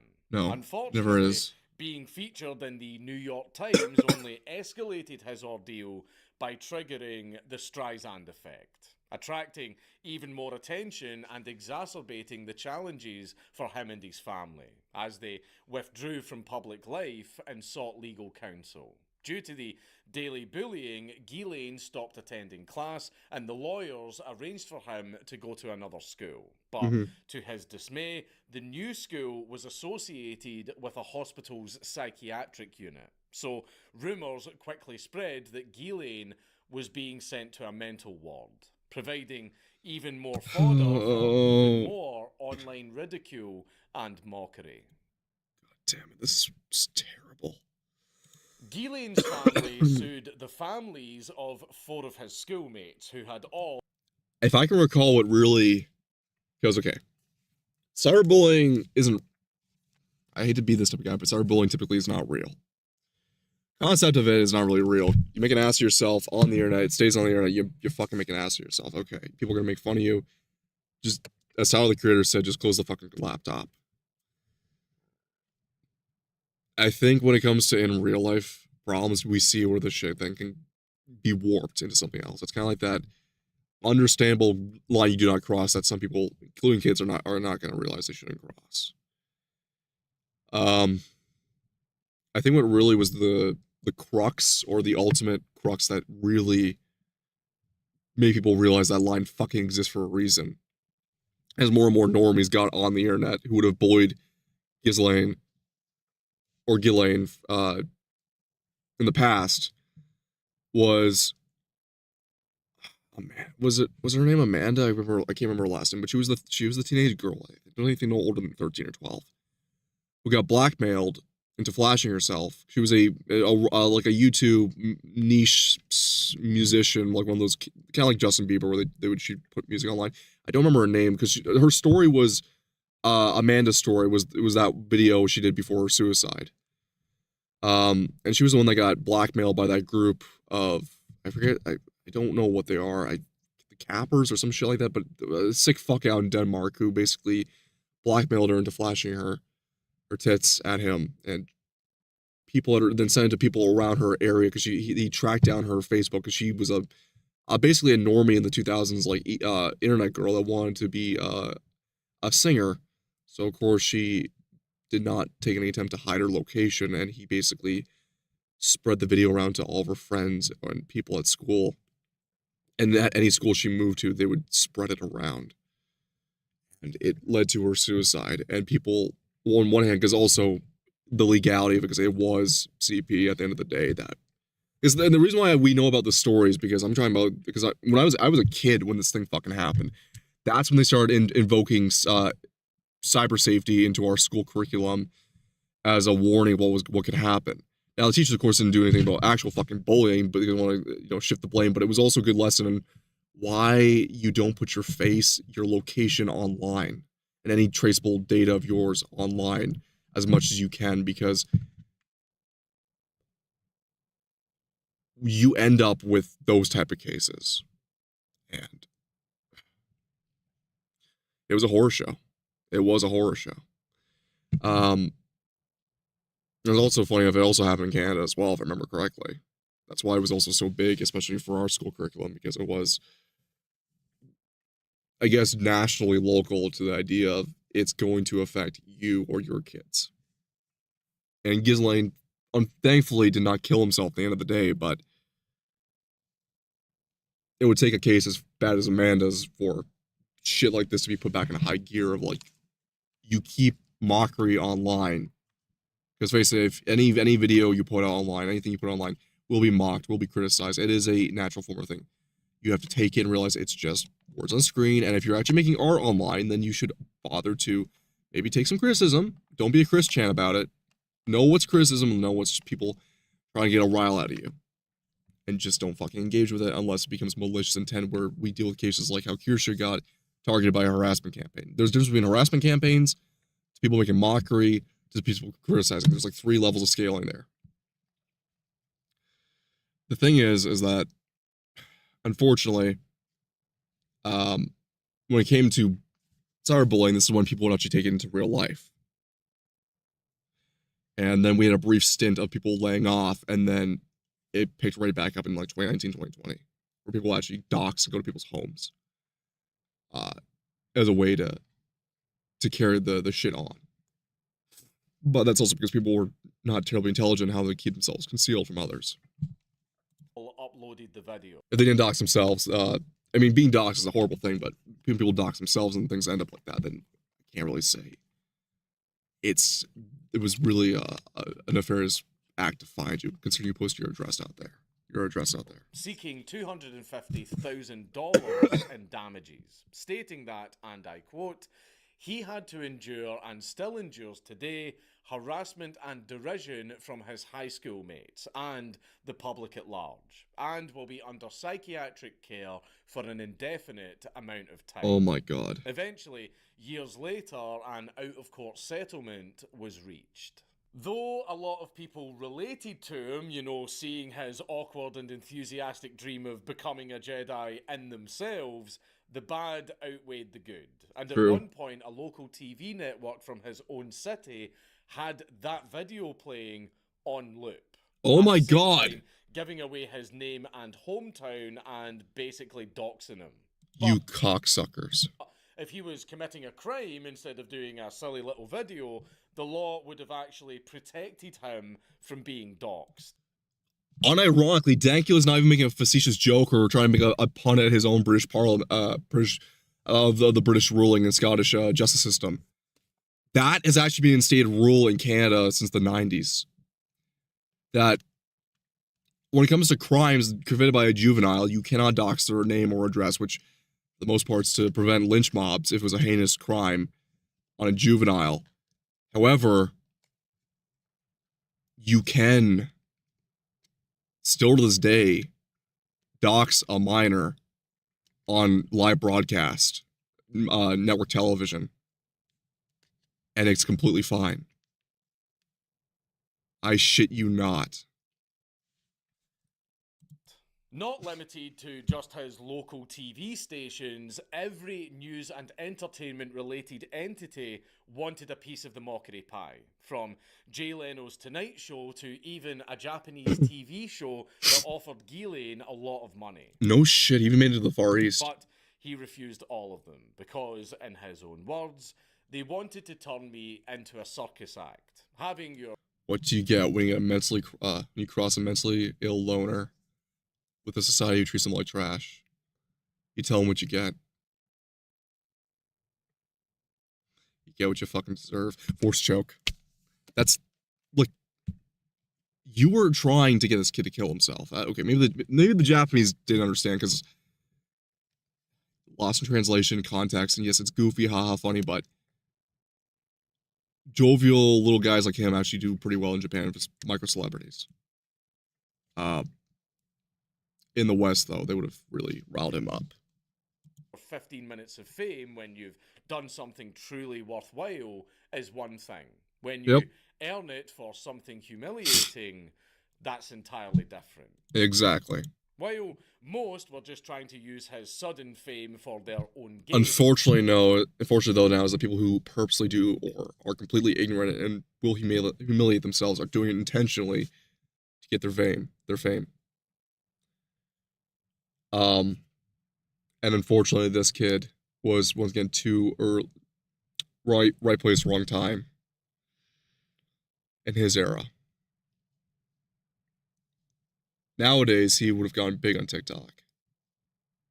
Would he have actually known, considering how extreme things get, he would have not have done. I mean, an indent on TikTok, actually. There were a few cases of genuine enthusiasts. The best example being that in that very same year, Star Wars Episode 3, Revenge of the Sith, was being filmed. Yeah. And fans started a petition with more than 140,000 signatures to include Ghislaine in the movie. No shit. But unfortunately, this didn't go anywhere, and this wasn't a Leroy Jenkins case. Was never offered that cameo appearance. Fuck. In 2005, CNET listed Ghislaine in 8th place in its top 10 web fads list. G4, remember that shit show and how that got oh about a year god ago, a fucking woman moment. But anyway, they gave him the #1 spot for most viral video of all time. And most notably, VH1 gave him the #2 spot for top 40 internet celebrities. Right behind Gary Brolsma, better known as the Numa guy. No fucking shit. Throughout the years, I think Numa actually lived long in the Star Wars kid when I got on the internet, because like Star Wars kids' popularity, because you gotta remember the internet works in cyclical ways in terms of old meme virality and popularity, and some things go from being fresh and new to being tired and worn out to being hey, remember that early nostalgia, then goes back to dormant, and then it goes evergreen again. It goes in weird cyclical cycles. I still say I was around on the internet. It was far too young to be on the internet, but I thankfully never put myself out there. I was just an observer of things, especially on early YouTube. I was there for when the Chip the Ripper's freestyle was on its second cycle. So it was popular again because the remixes were getting far more fresh and more interesting, more creative, and it really took off. And that's when I recall the Interior Crocodile Alligator. Something Numa guy. He came back through when I came back, and so he became more evergreen because people were editing it into overlays on AMVs and shit, like just for shits and giggles. That's the cyclical nature of the internet. It goes up and down, up and down, up and down. It doesn't really. It hasn't, like, a lot of these older memes have come around, or stuff from old Vine days are going in their evergreen cycle, the first stage of the evergreen cycle. They're in the nostalgia era right now.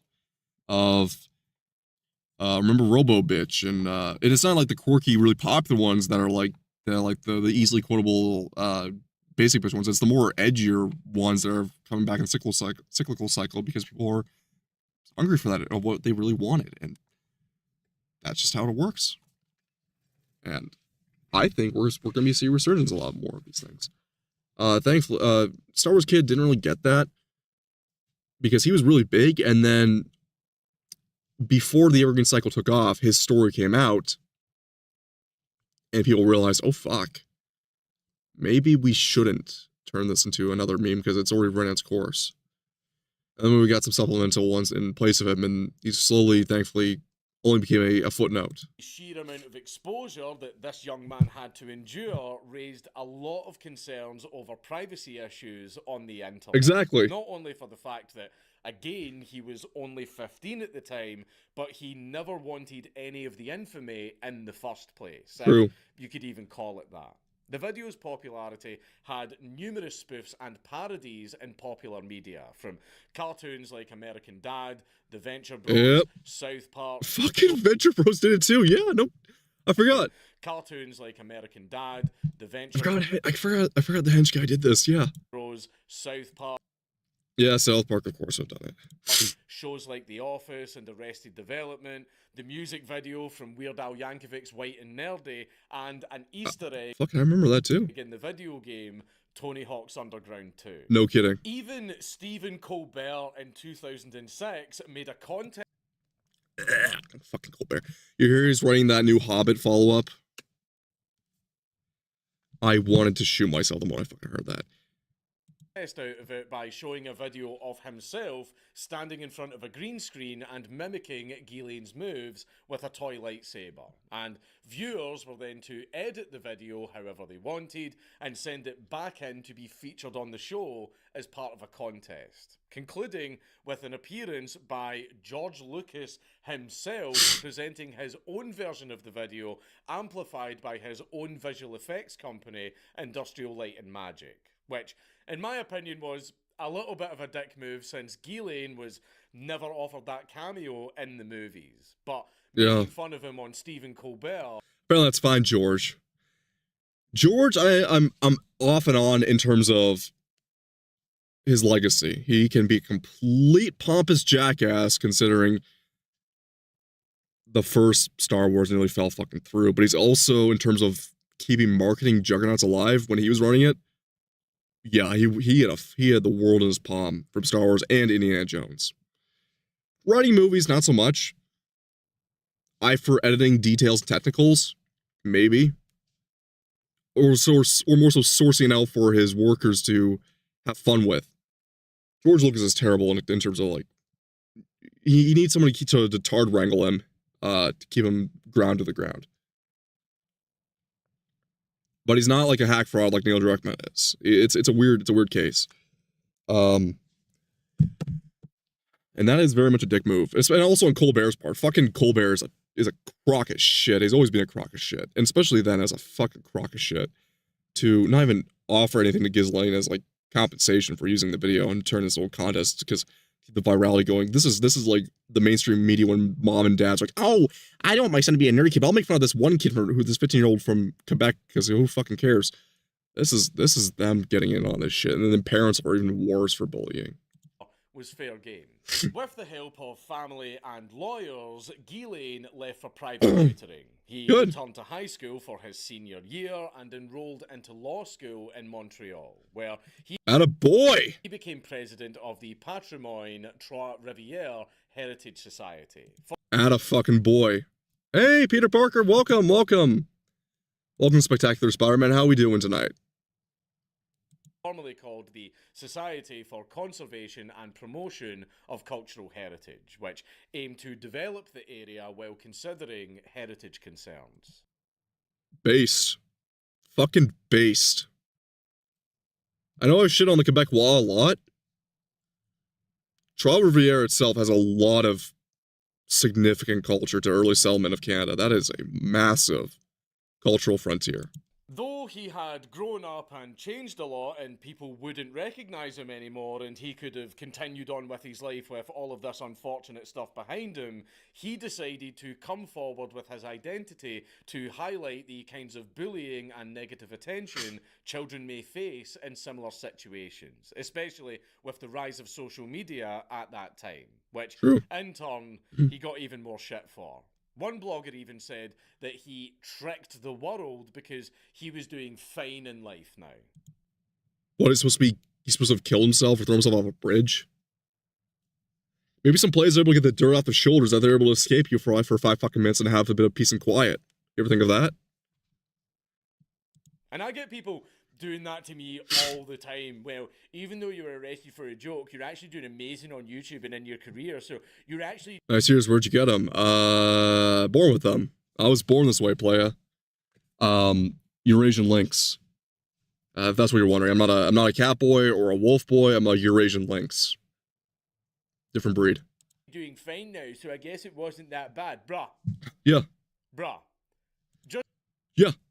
Like, kid got bullied to hell and back. Dankula got arrested for a fucking joke. Term of freedom of speech. Yeah. What the fuck is this shit? Where are you guys from? We're talking about the Star Wars kid right now. Sam Lith, how are you doing? Just because someone managed to survive awful shit that people did to them doesn't suddenly make that awful shit okay to do. Yeah, exactly. Years later, in an interview that was supposed to be his final words on the matter, having experienced... Wait a minute, did I get raided by someone? I haven't got any alert from it yet. Surprised nothing's got fired off yet. I'm pretty sure Botrix is operating in chat. I don't know.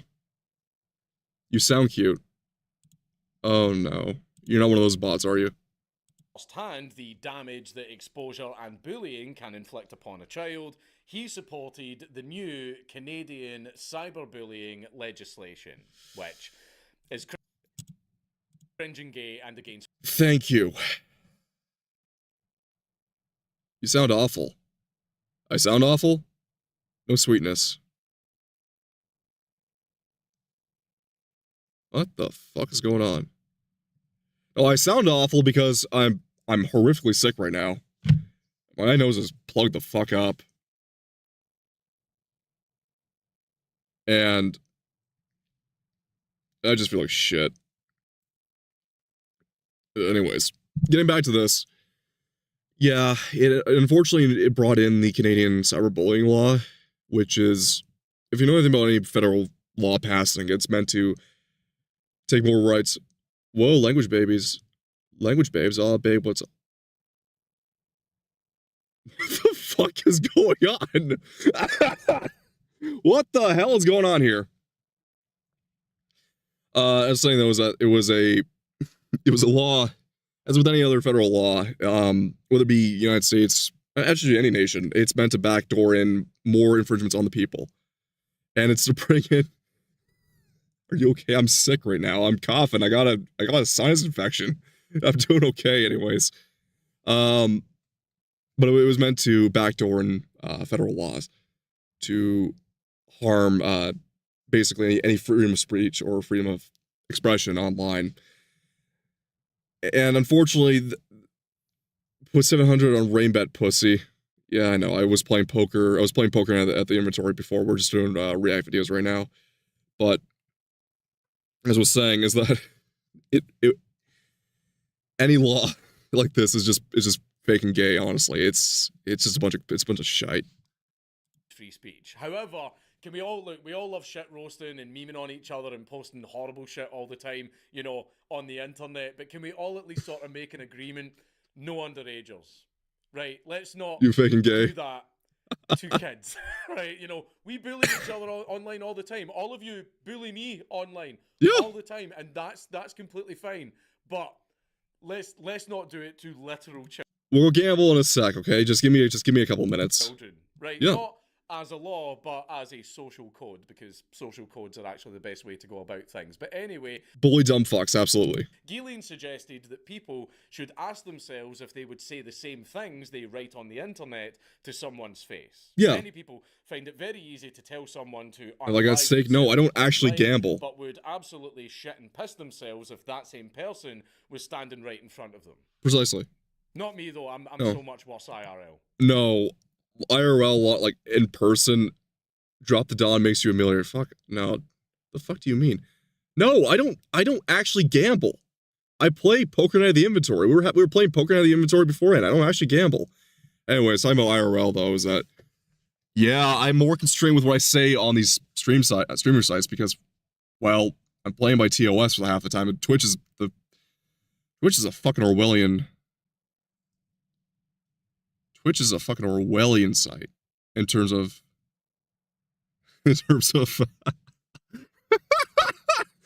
you fucking pussy, can't believe you went for it.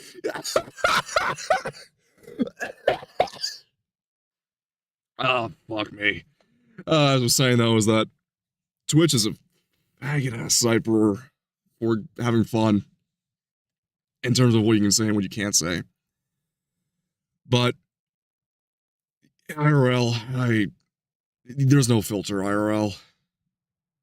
Get a bag and fucking gamble, you stinky dog. Yeah, whatever. I say heinous shit. I'm sure you're winning a lot. I've had people come up to me and confront me in the street, and then I say something that makes like the whole group of them go, "What did you just say? I'm phoning the police." It's hilarious. Beautiful. It's so funny and it brings me so much joy. Oh yeah.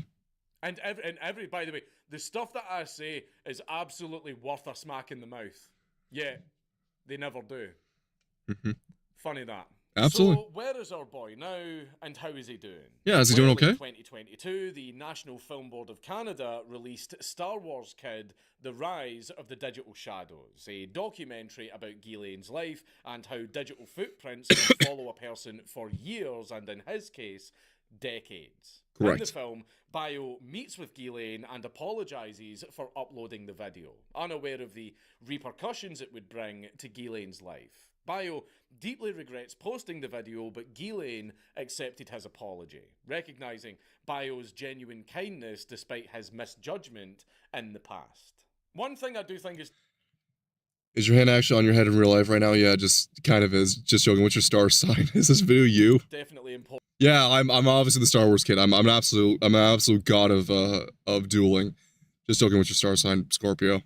Important to point out though is, despite the pain it brought to Ghislaine and all that type of stuff, we do all have to agree that Star Wars Kid is probably one of the most iconic videos in the history of the internet.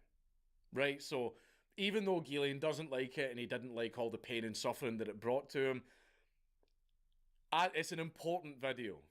Right? Yeah. I've been watching it a lot where we've been researching this video.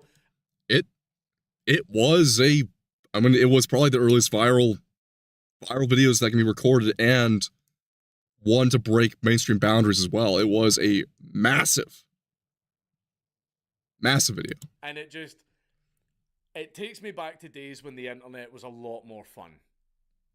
Right? It's just, I feel this, I don't know what it is.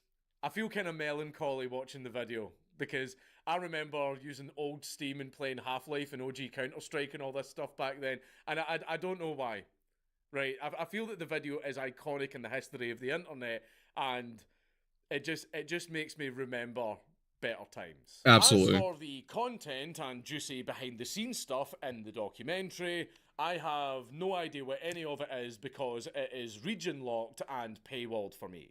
So we weren't able to watch it. Couldn't secure a VPN ad for this video. I could go a little bit further and dig up a lot more about what he's up to these days, but let's just leave him at that. I think the man's earned a little privacy, don't you?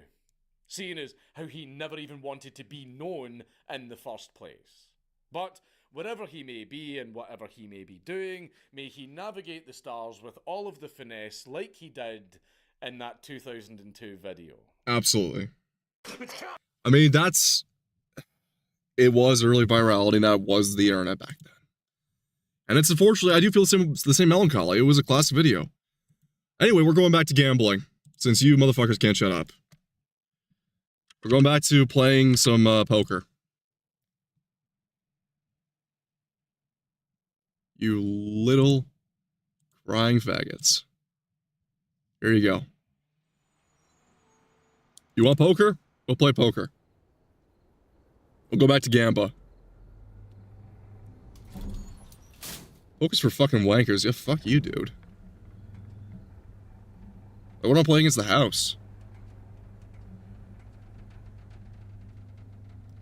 The fuck is this? It's poker night, you jackass. Welcome to poker night. This is my Wednesday streams. Oh, fuck you. Fuck you, Shorzy. Alright, we'll play.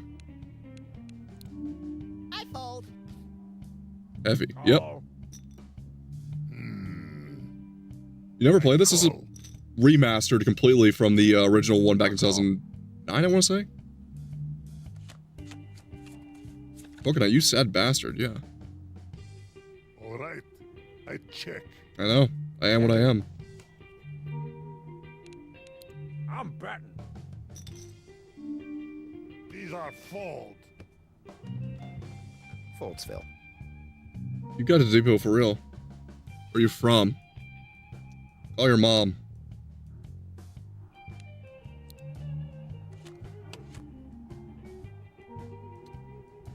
Check. I check once. Not so much fun. Bet. Call. A long lost sister? If your sister turned out, then hate to tell you this, but your father wasn't, you weren't the only one to be touched by your dad. Oh, my mom wasted her brothers? Could it be? I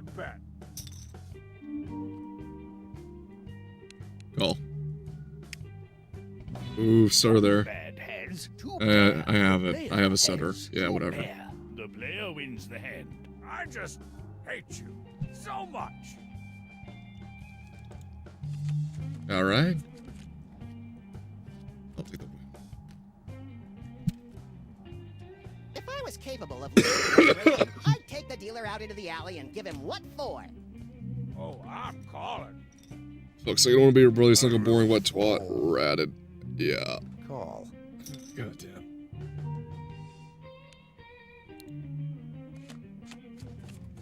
Play. Okay, I check. Sure. Check.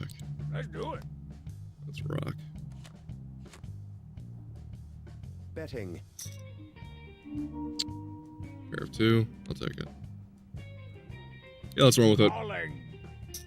Get another diamond, get a flush. Three of a kind. Betting. Okay. I'll call. It's important for you to know up front that I've got your ass kicked preemptively. What music do I listen to? Eurobeat, Make jazz, somebody's hand punk. awesome, like in Chinese. And I just got But I'm up to playing turn it the shit off the telly. He's been dead 5 Look how years. boring this game Shut up, would no one be if I cares. didn't know I was gonna get Yeah. until the end. Good lord of you two. The player wins the hand. Are you from the same account, or are you just some random twats from India? Just coming around here at this time of night. I'm curious. Anyway, let's go. Jack and Ace. I call. Bud. Why? Why must all cards be so weak? No way. Sure. Call. I'm gonna check.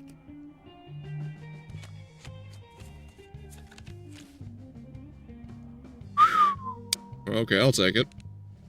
Thank God you're here. Okay, I check. I'll bet. Call. I'm gonna fold. Finish the sentence, salt and vinegar. Yeah, I know.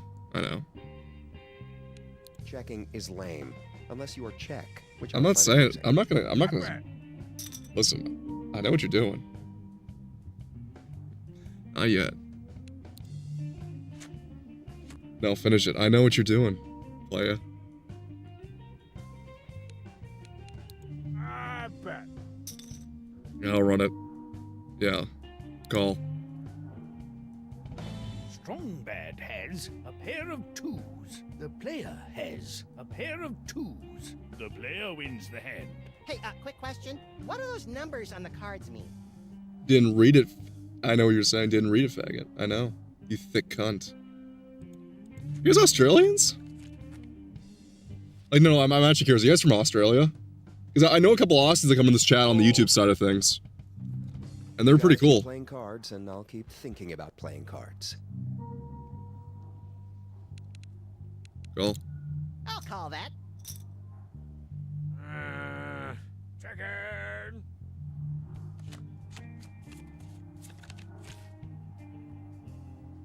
Oh, check. I like that.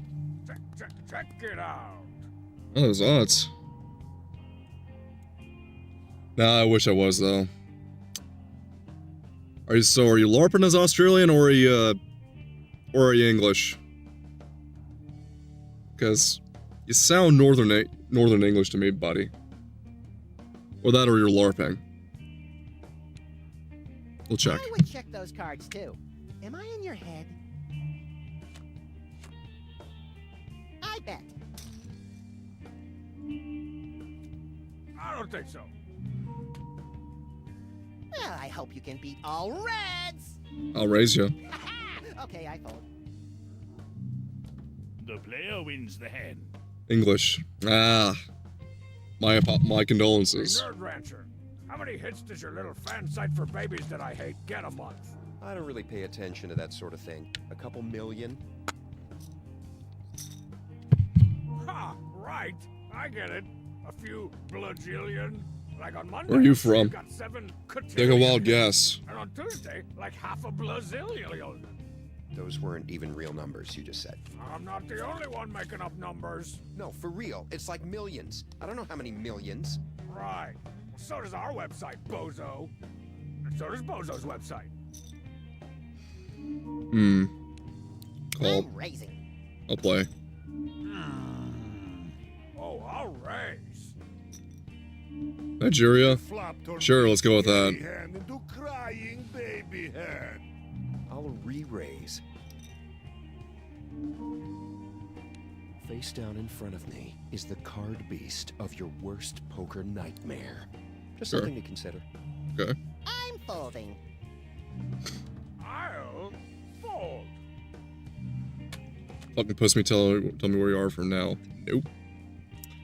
Actually, I'll tell you. Yeah. Agartha. Can't tell you Eurasian links when you see one?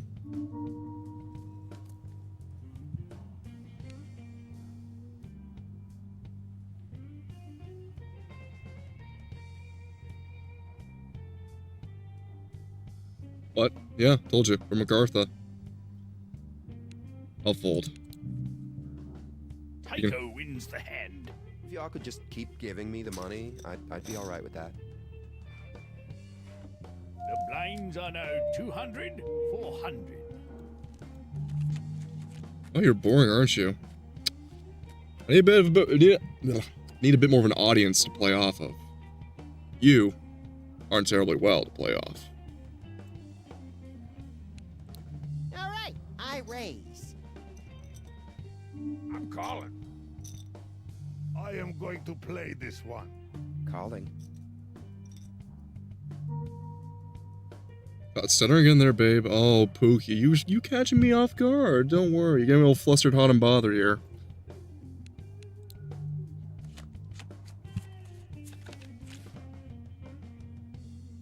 These are check. Check. I'll check. Oh, I bet. Get your kid off then. I fold. You gotta pay for that one, brother. Because I don't think so. you don't pay. You don't pay to have a Ferrari and just show it off for every Dick, Tom, and Harry that comes your way. And this body, brother, it's a body of a Ferrari. I'll check too. You must be joking. I see fat twats like you all day. So you're a chubby chaser, aren't you? I guess you like bears. Tell you this much. Yeah, I'm not. You're in the wrong spot. I'll check. Check. The player has a pair of kings. Max has a flush. Why play baby diaper cards? Max wins the hand. Ah, this reminds me of a story about a rabbit and his ostentatious bank account. Fun. Play it. Seven spades. I'm in. Sure. Oh man, I'm so sorry. This is gonna make you cry because I'm all in. Lucky for you, not even I can destroy you with these. Tycho. Nope. Five and king of spades. I'll play All it. right, I raise. Call.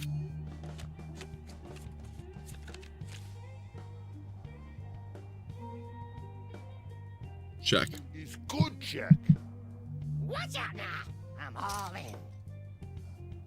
Jeez, Satan, cheese 'em. Just go for it. Nah, I'm good.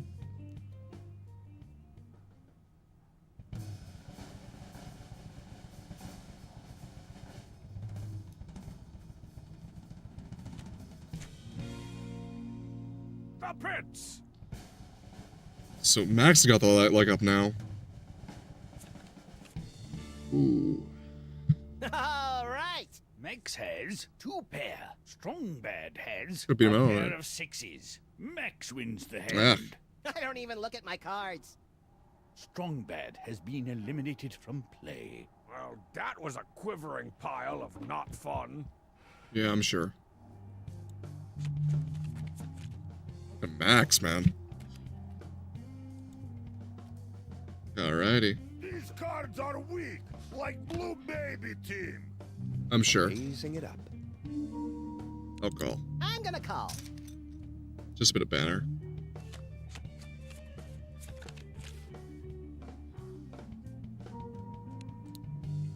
Checking. Let's do it.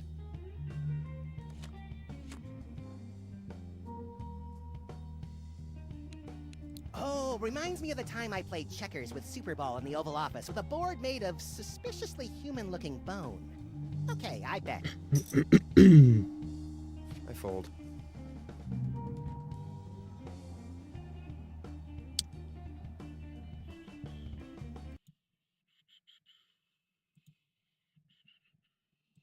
Still around. Yeah, I know you're still here, guys. Ah, fun.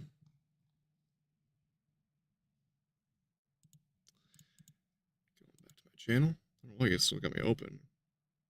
Going over to Ember, see what she's got. In 2024, we see a lot Oh, of shut up, Dankula. One side said, okay, if war ever happens. Seeing how things are going. Okay, checking everything else. Yeah. Hey, Shar, how you doing? I know you're just coming in the background. I don't really, I'm not really in your end. I'm talking about the guys in the kick end. We got 2 Brit bongs over here.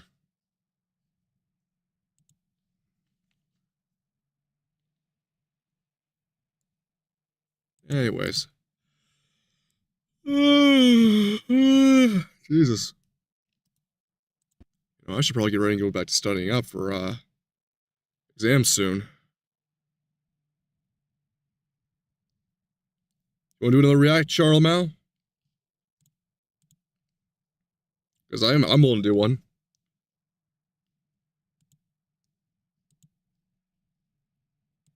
Do another Dankula video, because I feel like that's more fun. Now go study. I'm just going to do one Dankula video and I'll go back to studying, okay? This one is on modern art. It should be more of a lighter-hearted video than the last one. art, a representation of talent, intellect, and most importantly, culture. Yes, there's a lot of talent and intellect going into drawing food of pornography. There was a time where you couldn't walk the streets without seeing beautiful architecture, monuments, carvings, and statues that conveyed a sense of beauty and pride in one's culture Art Deco and Gothic's probably my favorite, in my opinion. and people. Classic Gothic, not Neo Gothic. Then there are the other kinds of art. Art that is made as a joke, and since it's a joke, it does get a pass. Yeah. Art that is made to essentially launder money, or Yeah. art that is absolutely talentless garbage that a mentally deficient chimpanzee could have made, and you just don't understand it because you're not cultured enough. So most drill. Rap, I get it. So let's have a look at some dumb art. Let's hear it.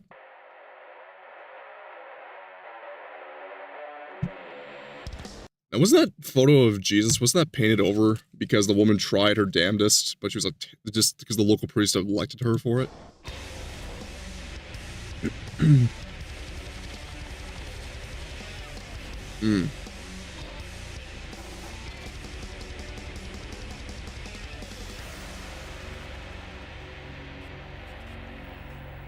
Please leave a like and a comment on this video because it really helps me in the algorithm.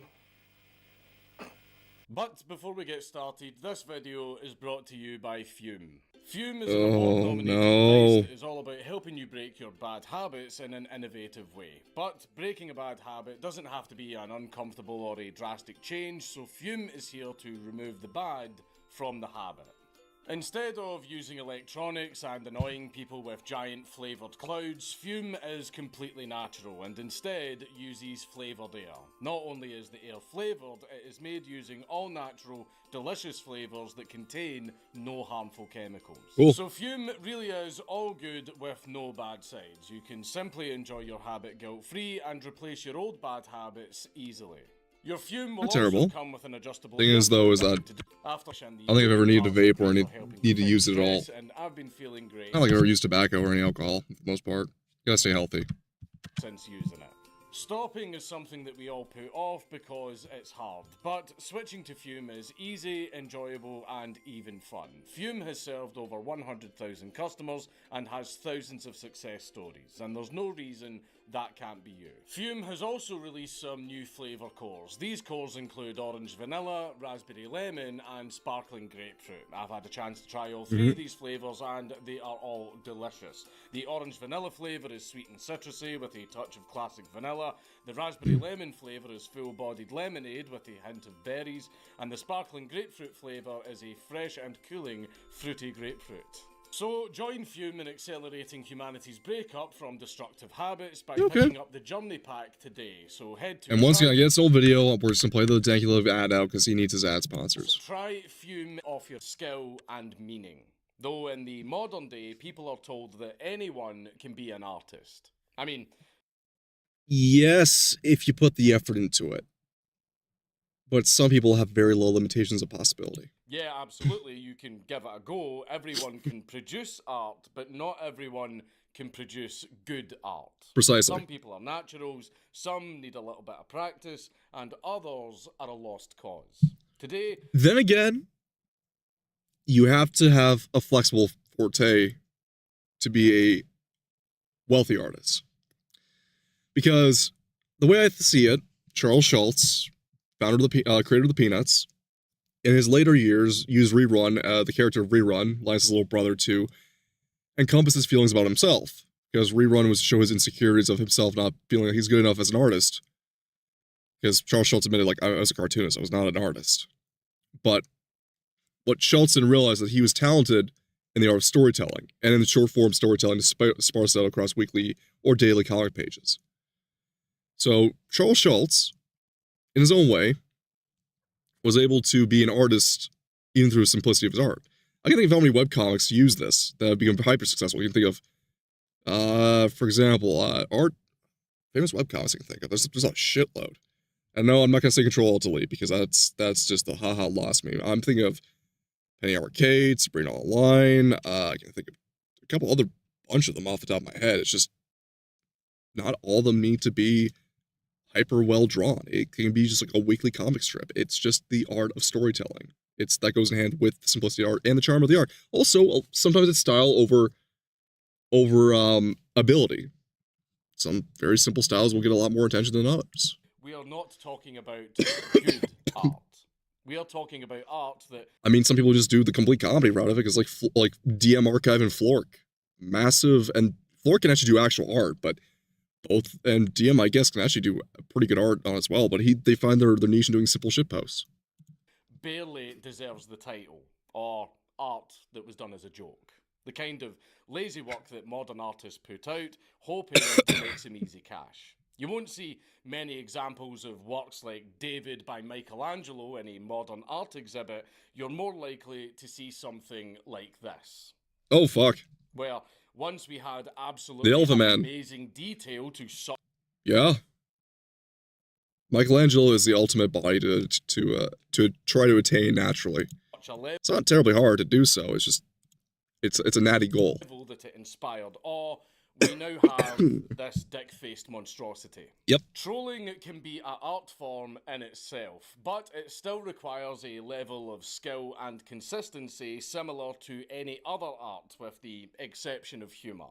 But sometimes the art world will eat up any old rubbish anyway. Correct. And in some cases, they literally did. No shit. Before I go into the art, I need to explain what Dadaism is, since... Please enlighten me. It relates to many controversial and wacky artists that are going to be mentioned in this video. Dadaism was an art movement that began in Europe during the early 20th century as a reaction to the horrific experiences of World War I. Dadaists rejected the logic, rationality, and aestheticism of modern society. Right. Instead, expressing nonsense, irrationality, and anti-bourgeois protest in their works. So it's kind of fake and gay. Dadaism was about rejecting standard art and creating things that were meant to shock and provoke. Dadaists believed that the world had been made insane by war, so their art should be just as insane.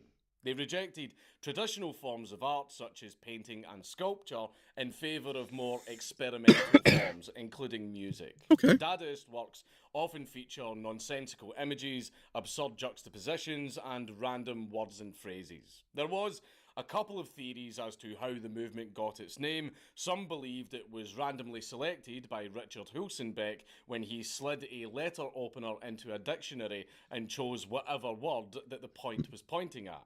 Others believe it was based on the first word that many children speak, but most people believe that it's just as nonsensical as the movement itself and has no meaning whatsoever. That's probably the case. It's probably just whatever sounded. They probably just took whatever sounded as absurd and retarded as their actual movement. One of the more recent incidents involving this movement that many of you may already know about involved a banana at Art Basel in Miami Beach. Oh, this case. Oh, this is hilarious. It's even to this day, it still gets referenced. I still remember Banana Juju. She got her character drawn, taped up to the wall as a parody because she's a monkey. She's a monkey VTuber. Got a character of herself duct taped to the wall with a banana out of reach. An artist duct taped a banana to a wall and titled the piece Comedian. Huh. Maybe because none of this can or should be taken seriously. Many people found it extremely hard to consider this art, and they were especially confused when the piece sold for $120,000. What? The piece was made by the Italian artist Maurizio Catalan, who was So he's the definition of also random quirky humor. previously known for creating an 18-carat gold toilet with a value of $6 million, which was later stolen from the Blenheim Palace and still hasn't been found. Of course it was. It's probably been melted down and used for a better purpose. Probably. But back to the banana. During the exhibit, What was that? another artist walked up to the art piece, removed the duct tape, and proceeded to confidently start eating the banana in front of all of the shocked attendees. Pretty base, actually. The artist was David DeTuna, a performance artist from Georgia. And when he was asked if he felt bad about vandalizing another artist's work, he simply said, "It wasn't vandalism, it was an art performance from me, and I absolutely am not sorry." Base. He even went on to tell them that he had titled this new piece Hungry Artist. And when he was asked why he did it, he said, "Because I was hungry and I just ate it." Fucking base. There is some level of absolute Chad behaviour in there, especially since the original piece, let's face it, was pointless, overpriced shite that had absolutely no meaning. It wasn't even shite, it was just slapped up there, that's it. Guy decided to joke on the possible joke. Maybe this was all set up as one big long game art performance, but I hope it wasn't. This wasn't a... No, this wasn't a Banksy. There's something extremely funny about an artist sitting there crying, watching some shit poster eating his £120,000 banana art piece. A well-known Dada artist by the name of Marcel Duchamp had gone to a plumbing store and bought a porcelain toilet. He took it home and did some very, very minor modifications to it. He wrote Armut 1917 on the side and then titled it Fountain. Armut, so he's probably making a parody of the armistice that was supposed to happen in 1917, but really carried on for a year later. This kind of art is called Never mind, it's a lot more modern than I thought it was. It's not early Dadaism, it's... What the fuck is this? ready-made art, which is exactly as it sounds. An artist will buy something pre-made by someone else and then modify it very slightly, which, according to artists, makes it new art. Huh. Sometimes enough changes are made to actually make it something new, but in most cases, it's borderline just selling someone else's work. Yeah. He was known for doing things out of the ordinary and sometimes almost childish, like when he made a parody of the Mona Lisa where he just simply added the detail of giving her a mustache. Okay. It's like a a kid's, like, something you see in a kid's movie is like a little haha joke, famous painting with little mustache thing. There is a more technical term for this type of art. It's called being fucking lazy. One of the more funny antics that Duchamp did was design exhibits in a way to make it harder or more dangerous for the viewers. In 1938, he hung coal bags from the ceiling that were full of newspapers, which was deemed a pretty major fire hazard. And not only that, he made the inside of the exhibit pitch black, so people had to use lit torches to view the art pieces. Which is... That's so fucking dangerous. But then later in 1942 at the Philadelphia... Was he trying to kill people? Museum of Art, he made an art piece out of the entire gallery by forcing people to climb through what can only be described as the aftermath of Spider-Man having... Holy fuck. It's beautiful architecture and he just goes ahead and ruins it. ...a wank. These are obviously much more of a troll, so I have a lot more respect for these ones. Maybe not so much the whole coal bag thing, because, you know, I'm down for trolling, but not to a point where it can get everyone killed in a fire. Our next artist is the Charlie Zelenoff of art, where she thinks she's amazing at it, but she's actually shit and no one likes her. Yoko Ono. Now, people say... Oh, no. No. Oh, this crazy bitch. ...that Yoko's art is too simplistic or nonsensical. If there was ever a cure to yellow fever, it would be Yoko. Basically, if you have a mate that has been talking about nothing but, like, I want to get myself a Japanese wife or, like, a Japanese trad wife, fucking just show him Yoko Ono. He will swear away any Asian woman for the rest of his life. While others accuse her of just being an attention seeker. Some people have speculated that her work is specifically making fun of art in general, and that she is part of the Dada movement. So it would make sense that she would dabble in nonsensical art. In reality, it really isn't that deep. No. She's just fucking mental. Yeah. There's just something wrong with her. Yoko is fucked in the head. And I'm not sure what caused it. When was she born and where was she born is my question. She was born prior to 45. Yoko Ono. Birth. Date. Yoko Ono birth date was born in February 18th, 1933 in Tokyo, Japan. Oh, fuck. She was 12 years old during the firebombing. For as terrible as she is, what she did in post, so what we know her for, she, biography,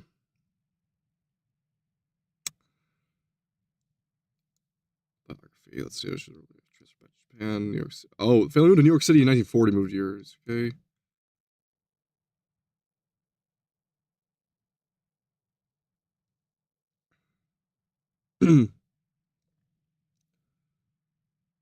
Okay, so she went back to Tokyo.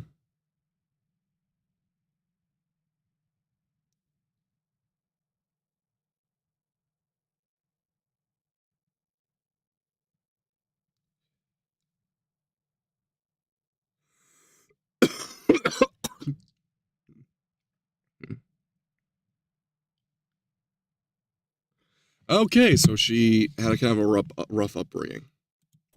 She was just mental though. Destroyed the Beatles and also a once very entertaining YouTuber. When she does attempt to make more traditional kinds of art, she usually prefers performance art.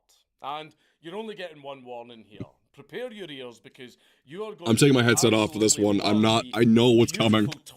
I know about her singing career.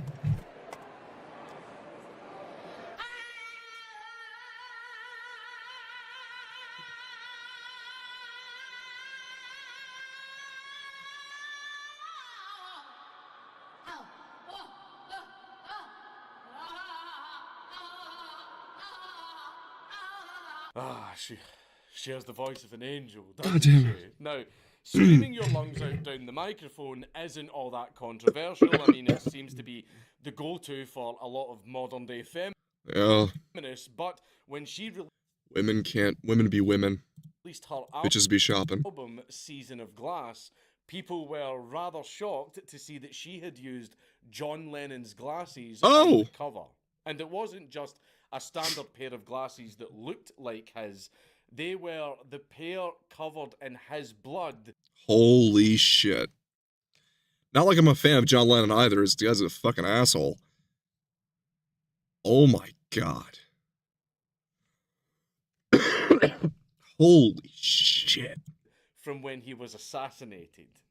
People were already pissed off at Yoko's antics throughout the years. After all, she did kill the Beatles, and they also believed that she was just coasting off of the Beatles' fame to make money. And this made a lot of people furious because not only was she still using John for financial gain long after his death, but also the fact that she was using those specific pair of glasses, well, that was just seen as very bad taste. But if we want to talk about bad taste album covers, then look no further than Dawn of the Black Hearts by Mayhem. Only Google... Yeah, I know about this album cover. So the band had made majority of their music, and it was the photo of their lead singer with his brains blown out with a shotgun because he killed himself. It wasn't like a Kurt Cobain, like, where it's like skeptical what happened. No, he actually killed himself. Full blown. And it was a 12-gauge buckshot. We laugh about how the gore of shotguns can spread, but like his face was blown the fuck off. It was Ronnie McNutt level. It actually was more detailed because it was actually a crime scene shot. It was bad. It was bad.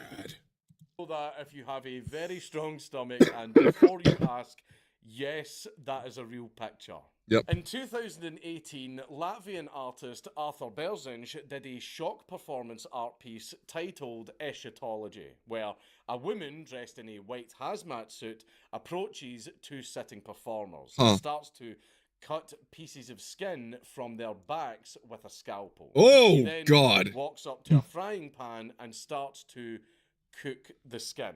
And if this wasn't shocking enough for the people watching it on Facebook Live, yes, this was live streamed to the internet, the woman then starts to feed the performer's skin to themselves. So it actually pulled a Hannibal. So this art piece was performers eating their own cooked skin. For a short time, it went viral, and many people complained about it. But so far, the artist said that he hasn't gotten into any legal trouble despite the controversy, and the police have not yet been in touch with him. Whether it's art or not is debatable, but they're all consenting adults, free to make their own extremely stupid decisions, but they definitely need therapy. Yeah, I would say so.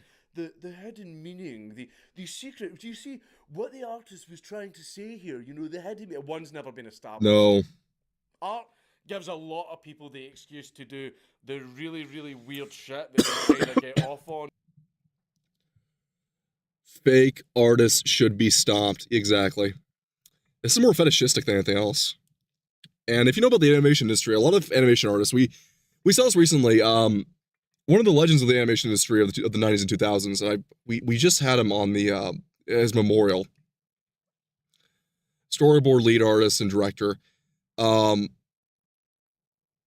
Just in general, most animators are perverts, kind of secretly deep down. They're very open perverts. This guy, thankfully, though, was he was a black gentleman, so he liked his white women plump and round and big.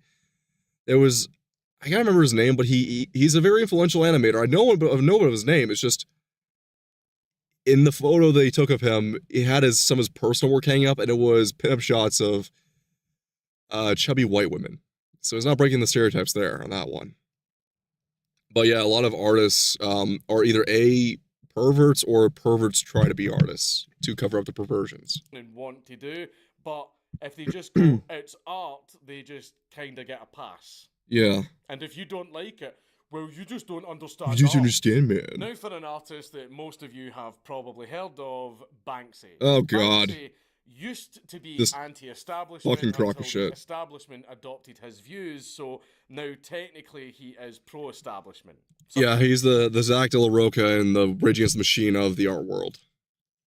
Some of his old pieces were purposely made to piss people off, mainly authority figures such as the police, government, and celebrities. He took a jab at advertising and even started a temporary theme park called Dismaland, which was purposely made to be depressing.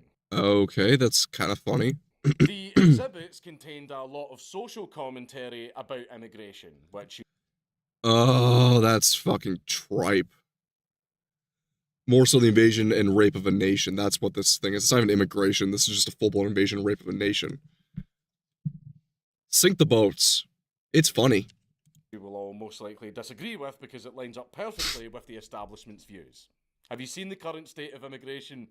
I honestly have no fucking idea what Banksy's complaining about. But other social and political topics were also covered. The staff were told not to smile and to be as rude as they wanted to the park goers. There's a couple restaurants that like to do this. Famously, the Heart Attack Grill does that, but there's also a couple chain restaurants that actually have this motif that aren't buffets.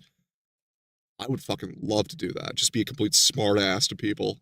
Having worked hospitality industry for so long, or as my teenage years, I have a lot of anger built up. I have to just kind of get out. Which is really not an irregular experience in the UK. One of the most controversial exhibits that he had created was the car crash of Princess Diana, which he did in the style of a Disney fairy tale. Holy shit, that is hilarious. Holy fuck. Which, that was a little bit of a spicy meatball, but I mean... Jeremy Clarkson got away with a lot more than that. I mean, come on, that's quite funny. One of the exhibits is a riot van that was used during the IRA riots. Whoa, and it boy. converted into a water fountain with the water coming out of the water cannons that were used Nice. to knock down protesters. There is a short documentary about the park titled One Day in Dismaland, which I do recommend you go and watch. Banksy also left an entire art auction in shock when his piece, Girl with Balloon, sold for just over £1 million. And it was then immediately shredded. 60,000. Last chance. Bastien will be bidding and selling for 860,000. Thank you very much.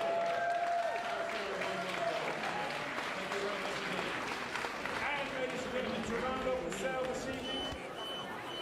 Oh, great.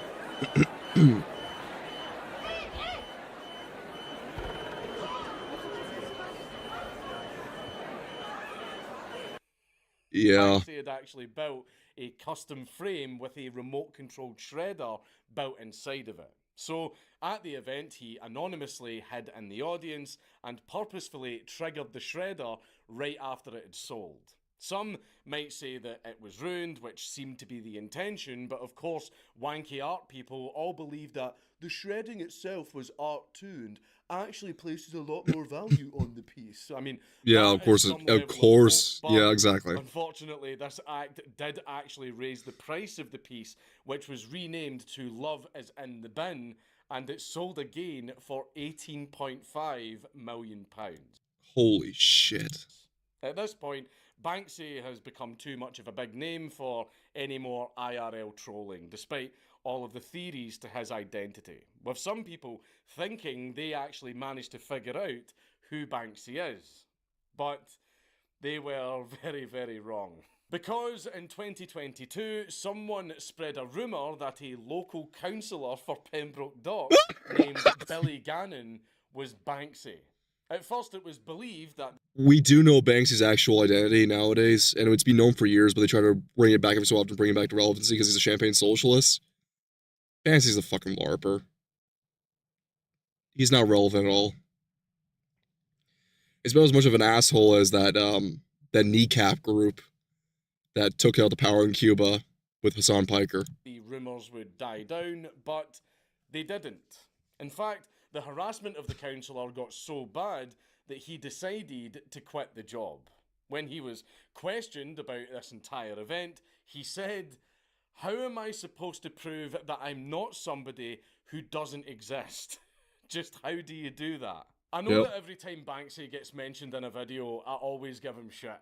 And it's because he is someone that I once massively respected and looked up to. I mean, I've got a fucking Banksy tattooed on me, for fuck's sake. But the reason I don't like him now is because I fell for his LARP. He's a LARPer. I mean, don't get me wrong, Dismaland and the Shredding were incredibly funny and a lot of his artwork is still very insightful, but with just a little bit of research, you can see that he is nowhere near as anti-government or anti-authoritarian as he makes himself out to be. He's one of those guys that, "I don't really believe in private property, man." And yeah, he's one of those fucking LARPers. Pro-authoritarian as long as it's the kind of authoritarianism that upholds his beliefs.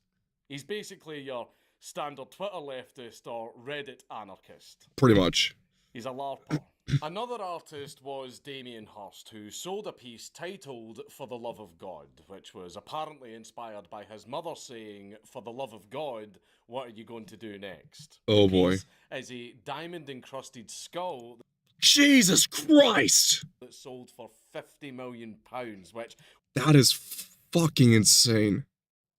Was the highest-selling art piece by a living artist. Hirst spent £12 million on the diamonds, and £3 million of that was spent on the larger diamond set in the forehead of the skull. The reason that this was seen as a troll was Hirst's attitude towards it, and that other artists and fans thought it was just a quick money grab for Hirst, and it contained no art at all.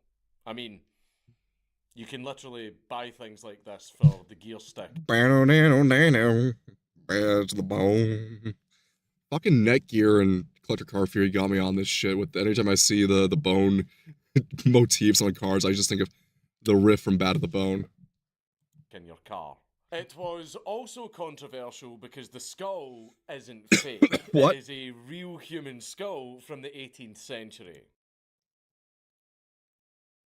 Jeez. Although, allow me to get a little bit artsy for a second and say that the piece was clearly made as a commentary on the pointlessness of wealth after death, or some shit like that.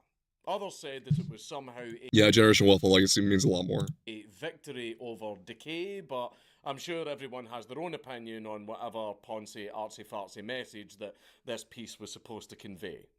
Or it could just be an extremely expensive skull and nothing else. It looks cool. Another art piece that sold for millions was called Ornament 6, or Ornament 6. I've no idea how it's pronounced and I don't care to find out. I wouldn't either. It was sold for $43.8 million at Sotheby's auction. And controversial because... like, what is that? Oh, it's this one. Like, that's crap. That's terrible. I mean, at least you could pull some kind of meaning behind Damien Hirst's skull, but this was just a fraction better than the type of artwork that your child draws that you pretend to like. Mm-hmm.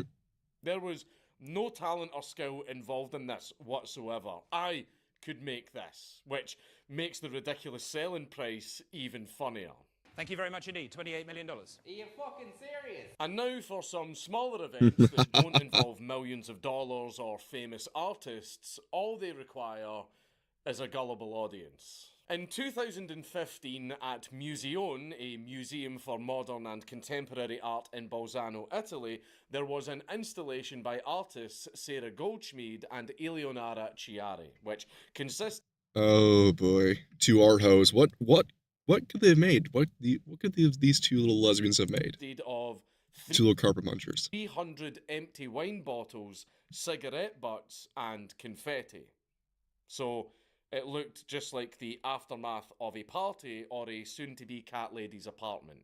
So it's no wonder that when the gallery cleaners came in without any knowledge of the exhibit and they were told to clean up, well, they did their job and they cleaned the room up. They literally thought the art was trash because it was just a pile of trash. Yeah.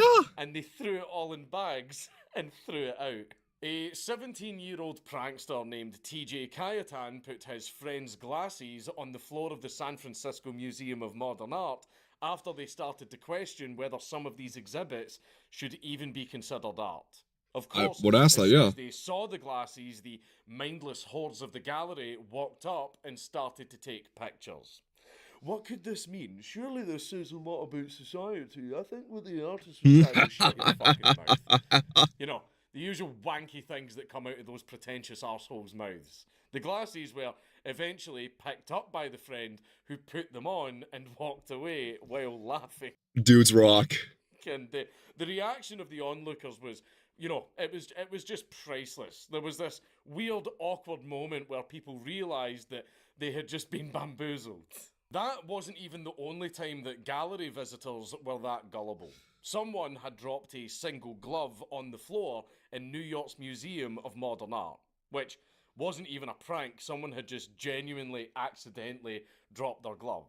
Yet, that didn't stop the people in the gallery walking around the glove, cautiously admiring it and thinking it was an exhibit. Yes, I can see here that the artist is trying to say that he's lost his fucking glove.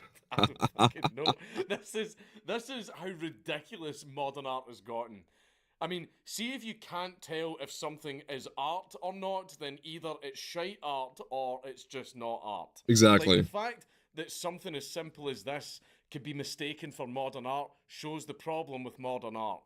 It's not art. There's no creativity. There's no talent. There's no effort put into it. It's just pretentious wanking you come up with at a 5-minute coffee break. If you've noticed, this is really easy to make. Have you noticed that? It requires like no talent or time to actually produce the stuff. You can literally drop a glove in the middle of the floor, which takes half a fucking second, and people will still consider that as modern art. Which says a lot about modern art, yeah. Now, there is one kind of exhibit that shows up every now and then, and those exhibits involve showing off various piles of bricks in all What the fuck is this? shapes and sizes. Now, I'm just going to assume that this one is a troll. Maybe it was done for a bit of fun, maybe a little bit of irony about what counts as art these days, but some of the artists do seem pretty serious about it.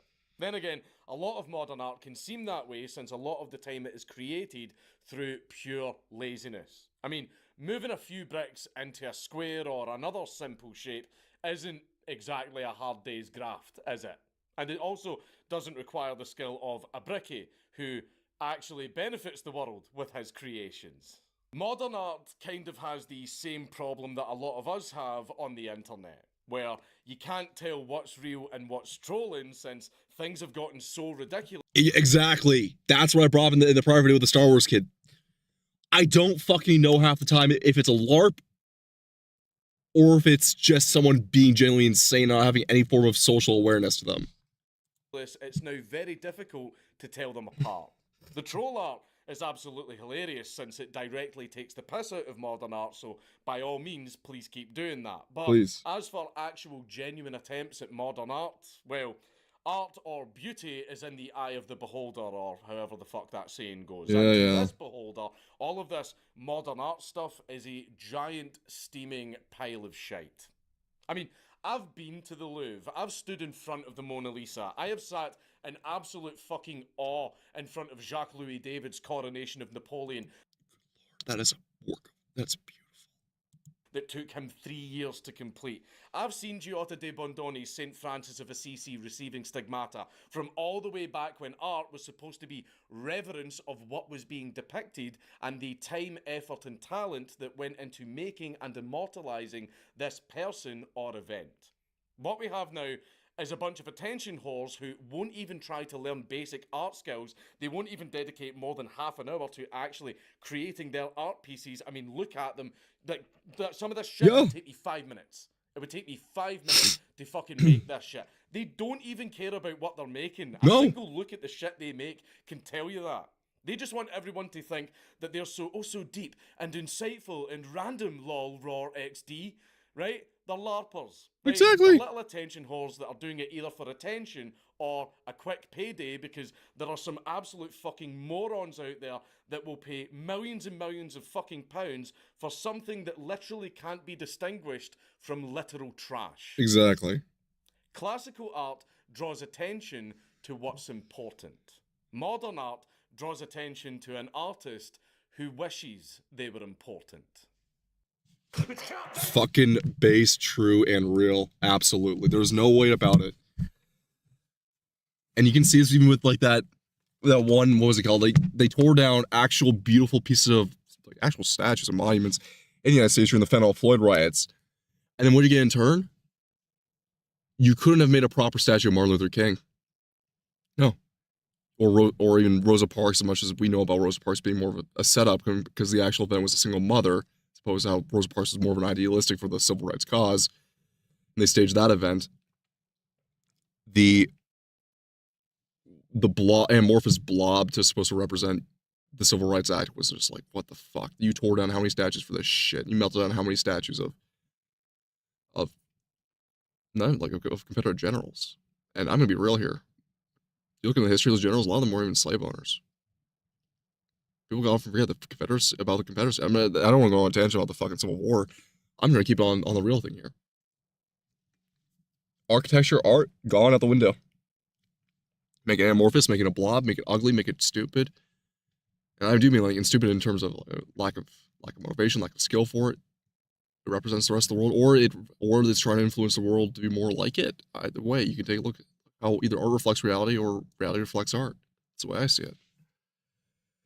There's the episode, Dankula. I think I'm gonna call it a night after this. Take care to whoever's watching still.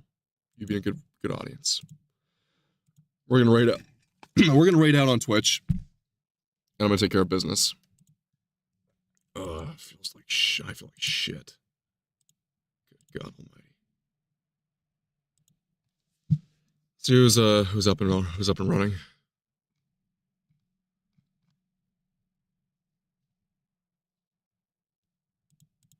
Go to category VTuber. See who's up.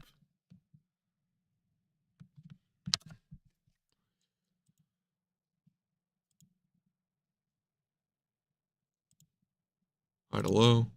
It's not Mari. No one else really. Bunch of horror and VTubers. Horror-tubers, not really anyone of interest. Unfortunately.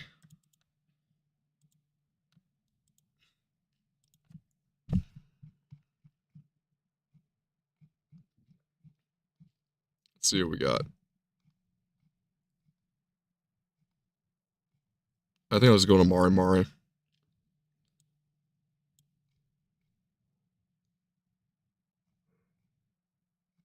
Oh, Lumi. White woman. Hell yeah. I can't do the looms. She doesn't like me. Okay. See ya. Thank you, man.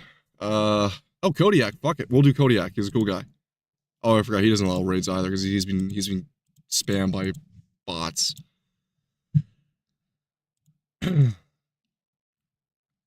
Mint, Castella, and no, Ember doesn't, so we'll just do Mint.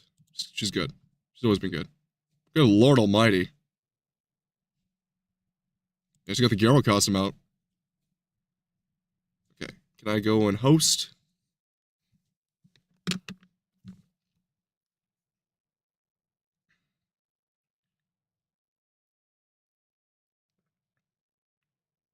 I go host someone right out on Twitch?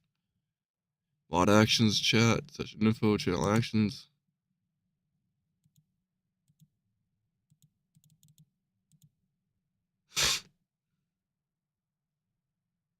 Can't host channel yet. Okay. Oh well. Roll right into Mint Castella.